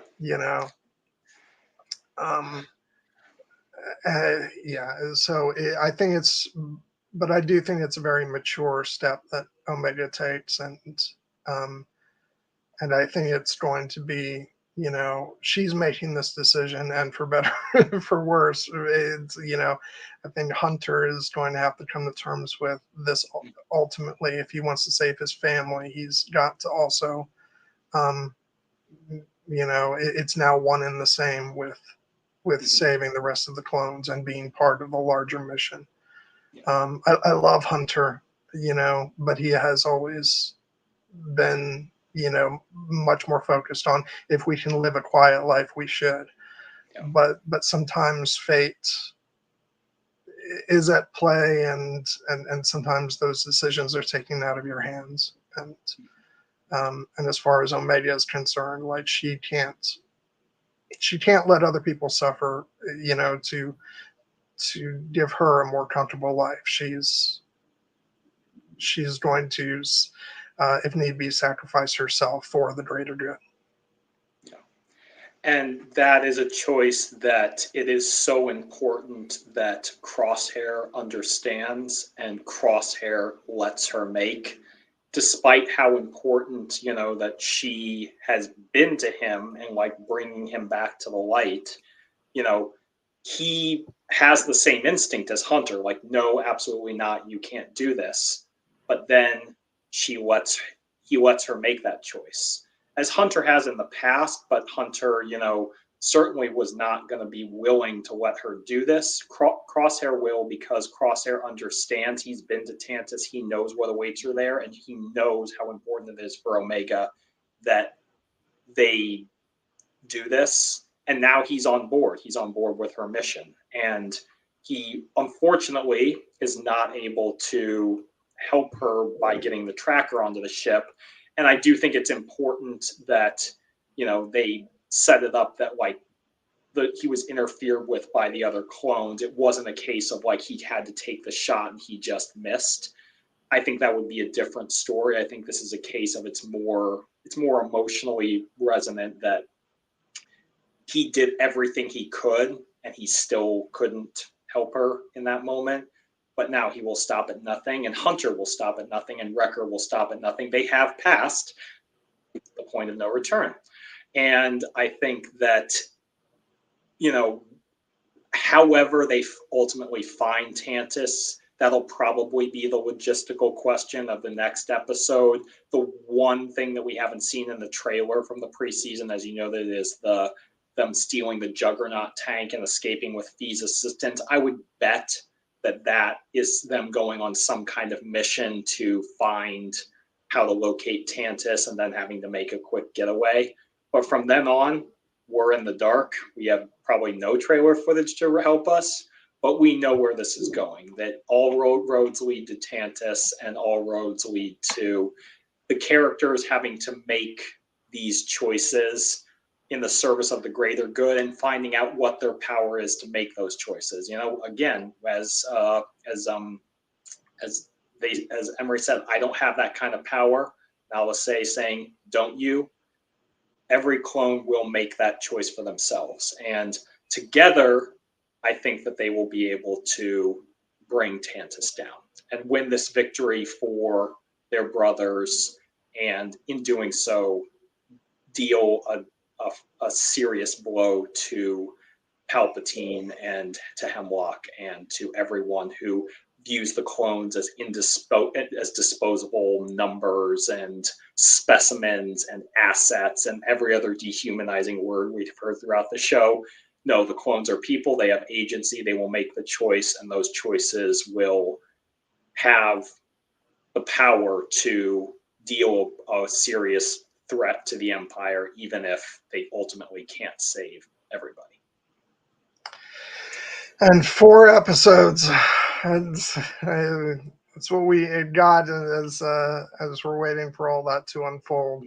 I hold on to my hope that final episode is an extended finale, I think it has much like the series premiere was. But we shall see. I say that mostly because I want to hold on to the show for as long as possible, and so the longer the finale is, the better. Yeah, the fact that it's 15 episodes instead of 16 makes me feel like that last episode is at least going to be double the length.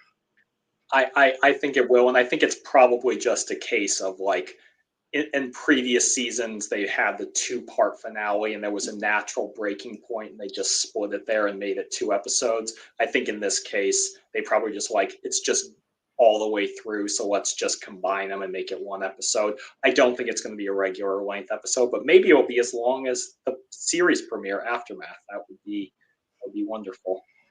Yeah.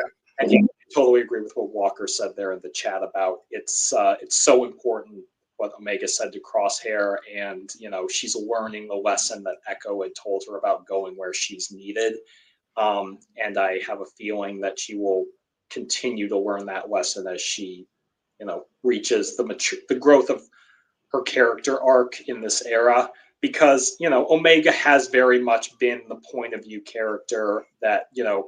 We watched Ahsoka mature over the course of the Clone Wars. We watched Ezra mature over the course of Rebels.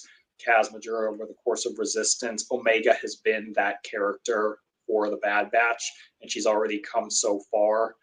But you know where the final choices that she ultimately makes in this moment are going to define her legacy in this show, and hopefully be the springboard to whatever is next for her character.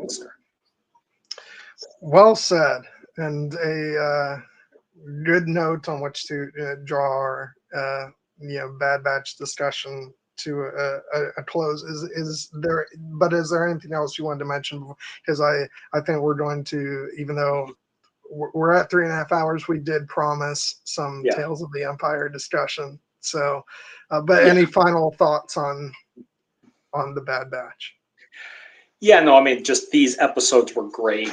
I'm so in love with this show, and I personally feel like this season has been as strong as season 2 in different ways, and season 2 is probably my favorite season of any Star Wars Disney Plus show that we've had.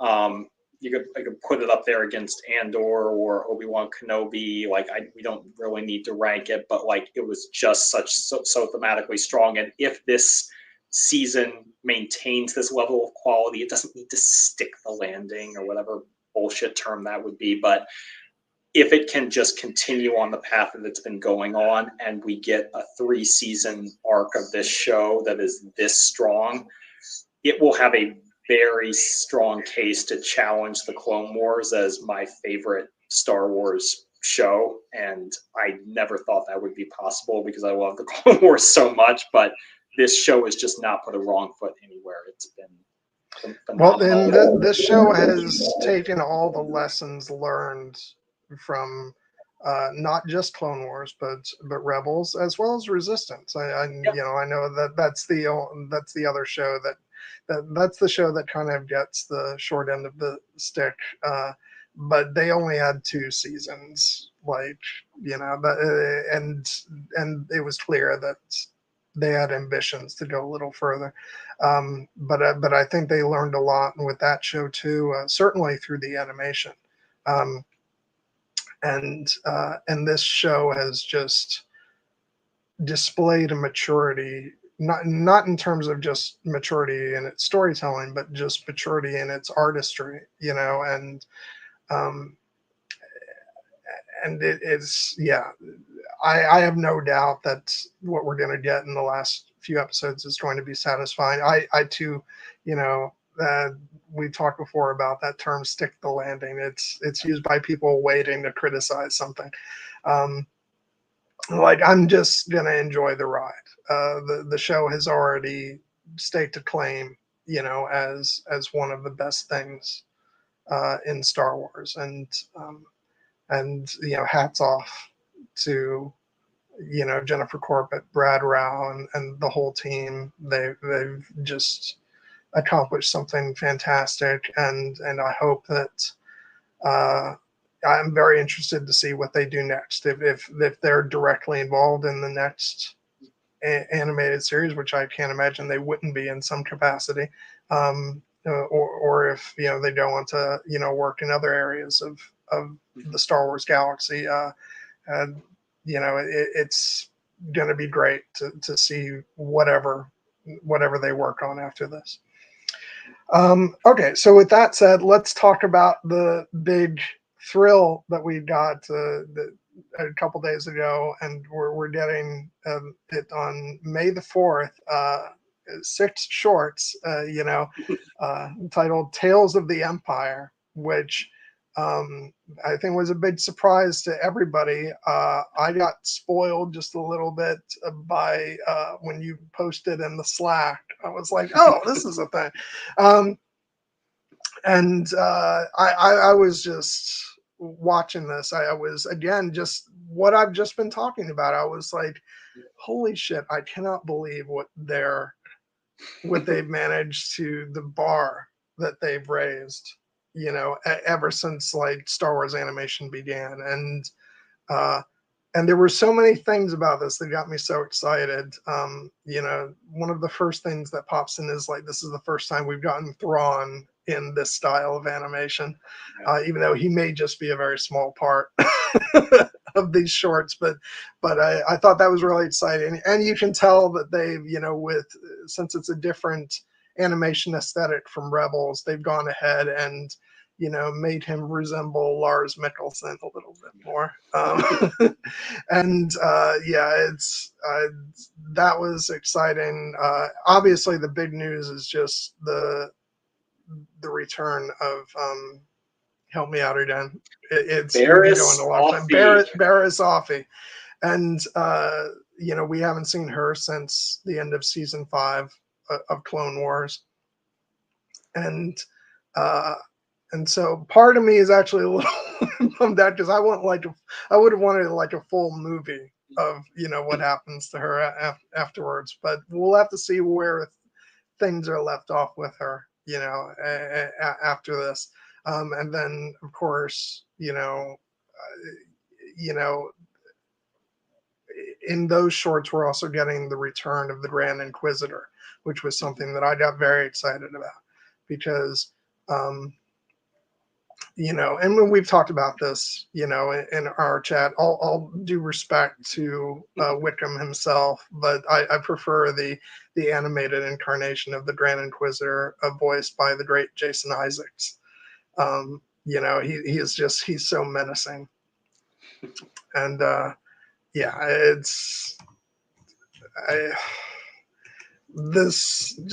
I don't know. I've just been narrating the whole thing. What are your thoughts? As we study. I'm so hyped for this. When I first saw the trailer, or the announcement of this trailer in the Force Center Discord, I thought it was a parody or a joke because we had known that we were getting Tales of the Jedi Season 2 at some point this year. And I assumed that it would be exactly that, Tales of the Jedi Season 2, and that we would probably see it some point in the fall because that's when the first season had come out in 2022. And that was tied into the idea of maybe this could be where we learn more about Asajj Ventress. I was not expecting Tales of the Jedi to morph into Tales of the Empire, and it becomes very much an anthology kind of show where you can go almost anywhere. And I would have been excited enough if we were just learning about Morgan Elsbeth, because that's a character who has a fascinating backstory, and she's perfect for this kind of format. And we get to see Thrawn. And this is what I talked about at the beginning of the stream, where this is where I get to have fun and say, well, everybody else talks about the jump from animation to live action. I'm psyched about the jump from live action to animation because we're getting Morgan for the first time in this format, and I'm so excited for her stuff too. That looks great, and that we're going to go back to when the Night Sisters on Dathomir were wiped out, and we're going to get Grievous. And I know you mentioned they're utilizing the new character model that they did for season 7 of Clone Wars. It all looks so great. Yeah, to borrow a line from Pride and Prejudice and adapt it, I knew he could not be so beautiful for nothing. But it's wonderful that they're managing to bring him into the show, and it makes total sense given the history of Morgan as a character. But let's not mince words. The hammer in this reveal was that this is where we are finally going to learn what happened to Barriss Offee, because the last time we saw her in the Clone Wars, the Wrong Jedi, the finale of season 5, was 11 years ago. And ever since then, we have been wondering what happened to this once sweet girl who went so wrong and, betrayed our hearts so badly when, she framed Ahsoka for murder and then had to get, brought to account for it by Anakin. And I always had the idea that after Palpatine said, take her away, and she disappears into the prison cell, I'm like, one of two things is going to happen. Either she is going to just be executed there, and that's the last we hear of her, or he's going to give her the chance to join the Inquisitorius, because this is what he does. He identifies disillusioned Jedi and gives them this choice, join me or die. And in particular, it's powerful for a character like Barriss because she was so convinced that the Jedi had lost her way that she gave in to the dark side after being such a sensitive and thoughtful character for her early part of her Clone Wars arc. And the fact that we're now going to see her reckon with that choice in a very dark side focused chart is fascinating. And as Eric points out, the hammer moment at the end of Barriss having gone through Inquisitor training, kneeling to Darth Vader, who she may or may not know is Anakin Skywalker, who has feelings towards her for what she did to Ahsoka. I cannot wait. I cannot wait to see that and what that looks like. I have to admit, I'm really quite worried about Barriss, because even though this trailer shows, her, apparently, giving herself over to the dark side and becoming an Inquisitor, we don't know what the end of this arc is for her. And the fact that we know Morgan's arc is to completely fall in line with the Empire and the dark side. I have a suspicion that Barriss's arc may go the opposite way of that. We may see her have a change of heart, and that may not mean well for her at the end of the shorts, but we'll see. Maybe she will be okay. Maybe I'm wrong about that, but it just seems to me that would fall in line with what they did in Tales of the Jedi, which was to show characters on different paths. Yeah. And so, but either way, I'm just psyched. I'm so excited to see that story. I'm really excited for Morgan's story, because I feel like, again, big animation fan here. So I really feel like, the Star Wars galaxy gets to really be explored and really let off its leash in animation. So I'm excited to see her story told in this format, even if it's for, a shorter runtime. The idea of seeing the destruction of Dathomir from her perspective, that's going to be amazing. And and I just love that the trailer started off with, her and Thrawn, and just when he's like, offer accepted.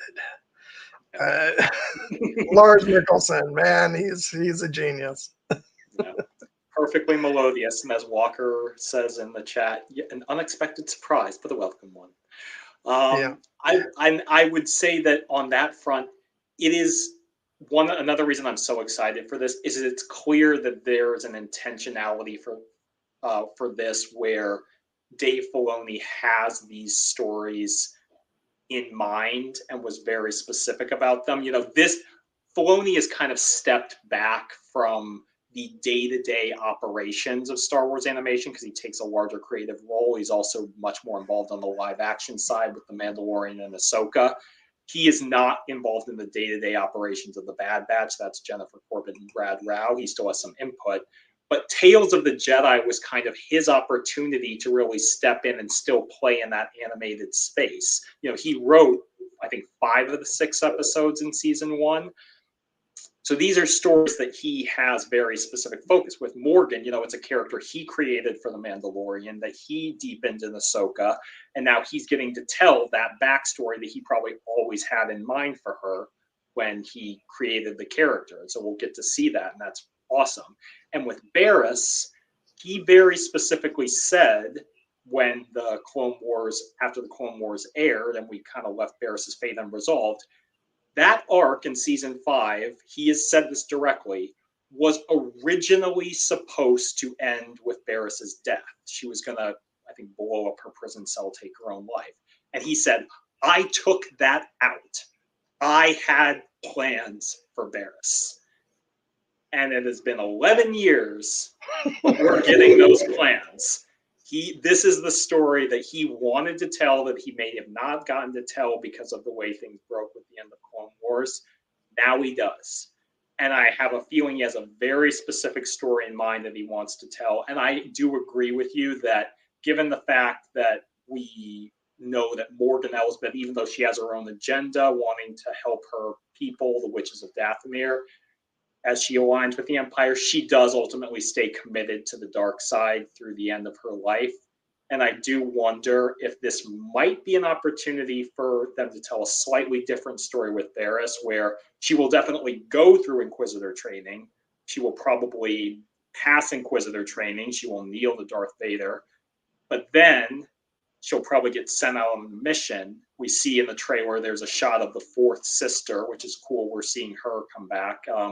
And she's fighting a Jedi, and Barriss is there.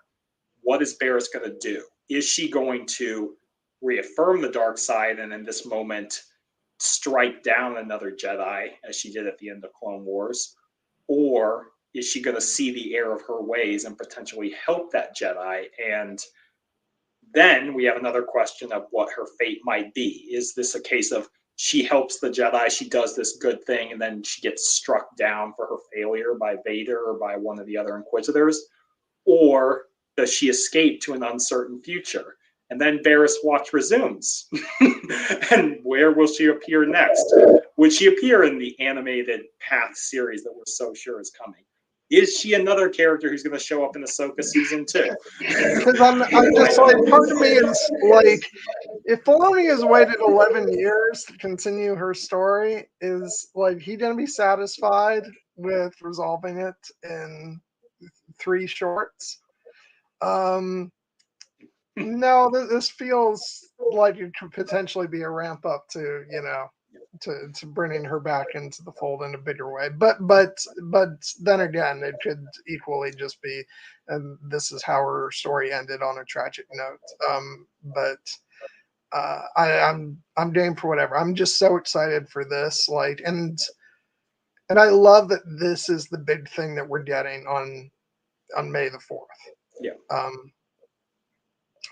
Again, being such a lover of animation, I love that this is like the big surprise gift that they're giving to us. And that while half of the story is focused on a villain who's been very prevalent in, sort of modern live action Star Wars, the half of the story that is Barriss is all rooted in, those of us who love the Clone Wars and, are very much steeped in our love of the prequel era. And it just gives me a lot of joy because, just how far we've come, back, when they were starting Star Wars back up again and like in 2015, and the couple of years before that, it was like, oh, let's run away from the prequels. And now it's like on the biggest Star Wars day of the year, we're going to be getting some delicious payoff for, for one of the biggest stories of that has remained untold from the prequel era about Barriss Offee. And, a story that for people who aren't into Clone Wars, like they don't,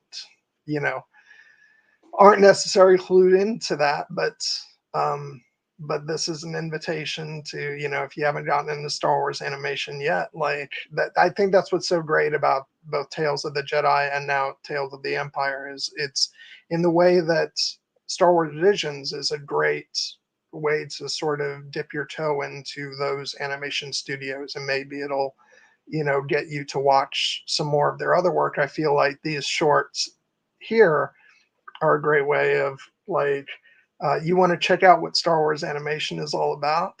Here's a little taste. And if you want more of this, go back and watch Clone Wars. So, yeah, I'm just beyond excited. Yeah, and it's the animation is just gorgeous, very much in the Clone Wars style of animation that we love so much. Leveled up. I had actually, after we got this trailer, just went back and rewatched the Tales of the Jedi Season 1 shorts. And while they don't get as much play as some of the other stuff, God, they're so good, especially the Dooku ones. Those that was just awesome storytelling. And I think Eric is absolutely right. Like, Star Wars being a hopeful series, it's not going to be a series. These, even though these are Tales of the Empire, will be focused on characters reckoning with villainous ideas. It will not be rah rah. Isn't the dark side so great? Death and murder. Let's celebrate it. They will be showing the cost of taking this particular path. and well, I do think that we'll, again, with Morgan's story, we're going to see like how she basically, you know, she started, her world was burning since she was a child. And I think that the story is going to be showing like how the dark side corrupts her to the point that she's now inflicting that pain on others, burning their world, being like the force that, you know, brings that death and destruction that she once, you know, was born in herself. But time will tell what Barris's story is. Is it going to be a story of, again, as we talked about throughout the stream, it's never too late to make a better choice? Or is it going to be the idea that if you are so committed to these ideas that people have lost their way, that any means are justified, is this the logical end, that you end up a servant to people? Yeah. I do just want to stroll back up in the chat a little bit and where was it?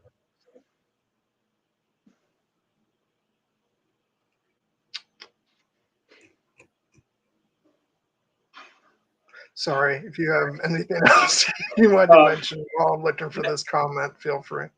No, I was looking, I had noticed a while back in the chat, Wheezy Squeezebox had mentioned that her sister appeared in episodes 4 and 5 of Obi-Wan, and I just wanted to shout that out because that's so cool. If you, I don't know what you're able to share, what role she played or not, but always awesome to have that connection, and I think that I in particular love the Obi-Wan Kenobi series dearly. Like I just found that to be such a powerful story, and knowing that your sister got to be part of it is awesome.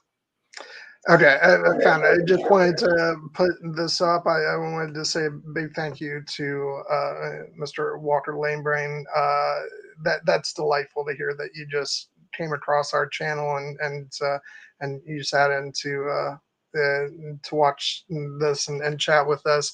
I think that this is kind of like a dream that we have, like that some people would actually come to our channel this way, because mostly, to be honest, it's our friends. So I'm just so excited that you found this at least somewhat entertaining. It's really just 3 to 4 hours of me and Jared rambling about stuff we love. So thank you very much. But yeah, anyway, like I'm so excited about these shorts. They're gonna be so much fun, and they're gonna be like the perfect way to cap off, coming so soon after the finale of Bad Batch. It's gonna be a great way to like one last big celebration of like animation for this year of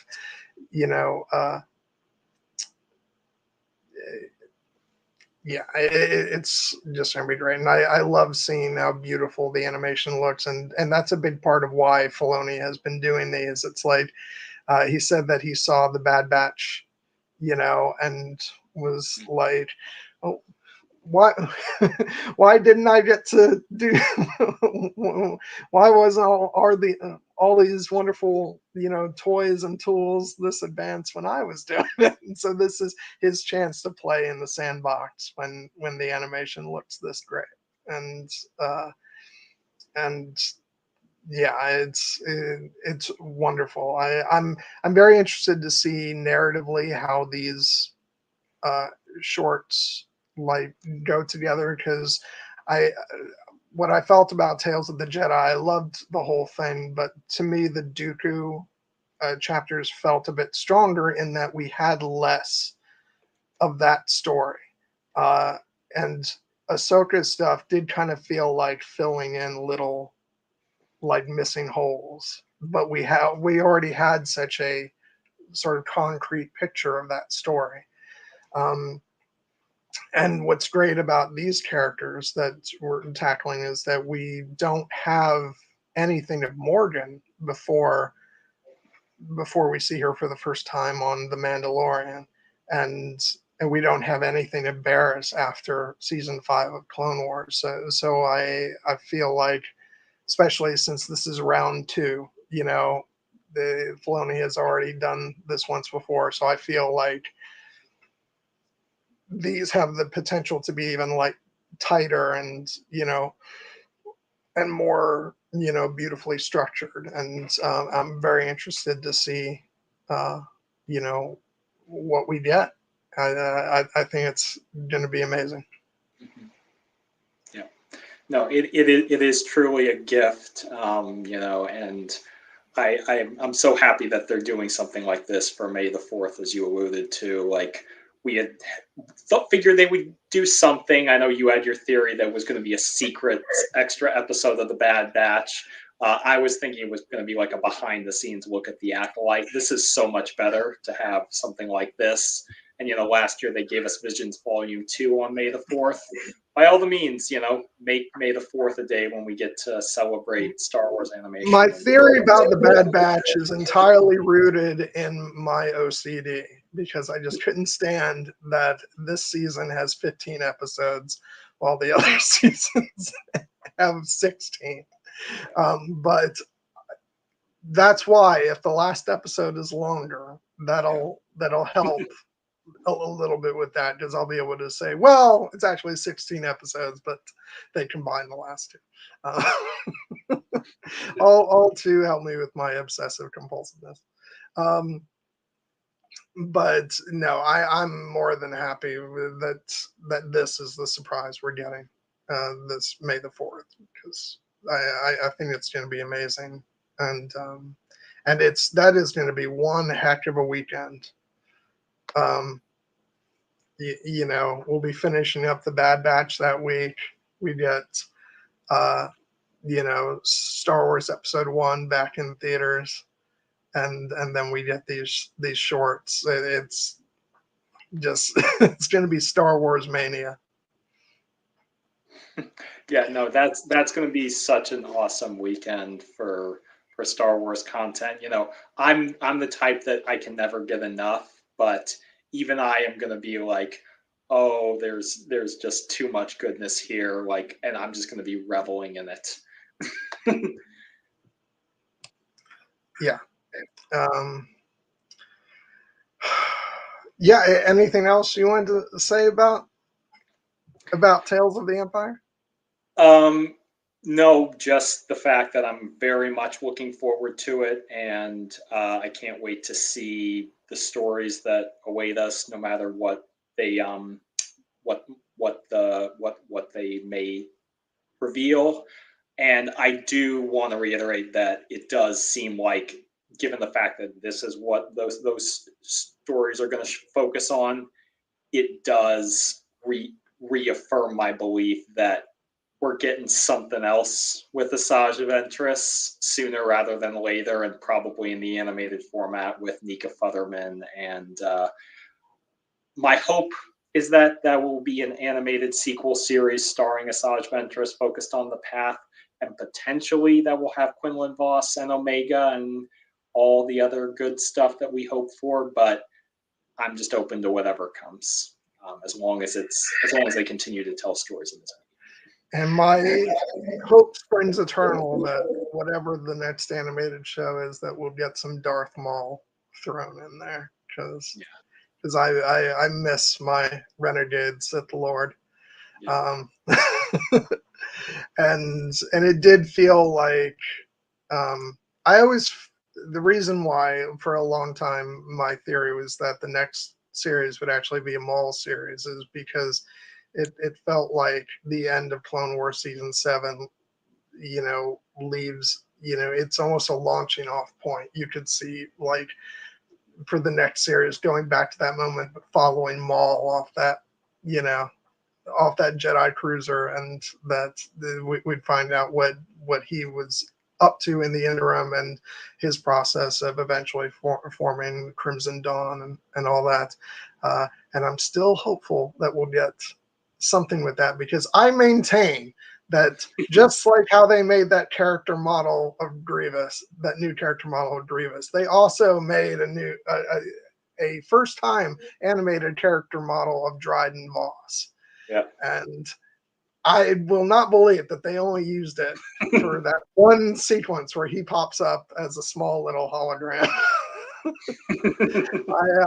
I think we're getting some stuff there. It's just a question of when. Never let a good character model go to waste. Exactly. So yeah, but who knows? Like I say, if our next show is the Path and there's like Jedi involved, no reason why there can't be Sith in there too. So we'll see. But yeah, I guess that'll about do it. Thank you guys. This was a long one, and we would have gotten it closer to. We would have cut off at 3.5 hours if we hadn't already committed to talking about the Tales of the Empire, but we just could not. Like, we're too excited about it. I like how I say we got close to 3.5, as if that would have been better. But I mean, our two prior conversations on the Bad Batch, our season 2 retrospective and our discussion of the season 3 premiere, both top the 4-hour mark. So this, we're going to bring this one under. So I think some progress. So again, for next week, we'll be talking about the Keira Knightley film Atonement, which I can't wait because that's been a long time coming, because I've been itching to talk about that one for a couple of years now, actually, and because that film is very much bound up in, like, obviously, my initial,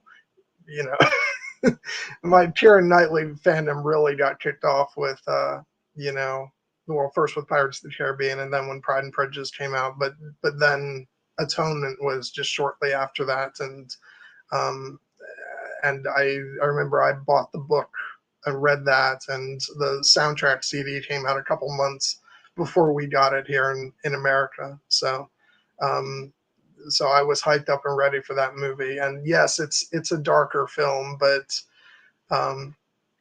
it's just such a beautiful film, and it's one of the most heartbreaking love stories ever put to celluloid. So I'm just very excited to talk about it, and hopefully we'll get somebody to come on to talk about it with us. But if not, it'll just be the two of us, and then the week after that, we'll be talking about Pan's Labyrinth. And then there's a whole bunch of stuff we got scheduled down the line. So hopefully you'll come back and join us for that stuff. It'd be a lot of fun. So I take it you're as excited as I am, Jared, to get back to our Keira Knightley coverage. I am, especially for this movie, for Atonement, because it's next to Pride and Prejudice and Pirates of the Caribbean. It's probably the one that is the most important of her movies to me, and it's a very thematically rich movie, very sad, but beautifully done. And I hope that if you haven't checked it out, that you will give it a chance and join us as we explore it. The Knights of Keira could not stay unassembled. We had to reunite, and we wish our dear friend AR could be on with us, but they have other things going, so we will either find somebody else to join us on that journey, or we will do our best to service this great movie. Yeah, and I just mentioned for our first-time viewer, Walker, in case you haven't realized yet, the big part of this channel is that Jared and I subject everyone to our great love of Keira Knightley. So if you want Star Wars content, it's the part of the price you pay. But hopefully that'll be okay. Anyway, so hopefully we'll see a bunch of you back next week, and and if you're just here for the Star Wars content, at least consider checking out some of the other stuff. But in any case, we'll be back in a couple weeks, when the finale of Bad Batch hits. And I guess that's it. I find myself wanting to take up another minute just so we can hit 4 hours.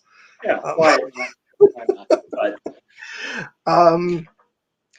But yeah, perhaps there's an opportunity to just say that like the next time we'll be revisiting the Bad Batch will be on May 5th, which will be after the finale, the series finale, and I'm sure that will be another long one because we'll, in addition to talking about the finale, we'll also be reflecting on the series as a whole, and if we dare need to fill more time to hit the 4-hour mark again, Tales of the Empire will have come out the previous day, and I have a feeling we might not be able to resist talking about that as well. Oh no, So it'll be full. Yeah, we'll fold it into that discussion as well. Well, I don't know. I fear that things may. Oh, have I lost you, Jared? Well, perfect timing, I guess. It looks like we've lost Jared, so that's a good time to wrap things up. We just hit the 4-hour mark anyway. Thank you all for joining us. I hope you all have a wonderful night, and we'll see you next week. Bye.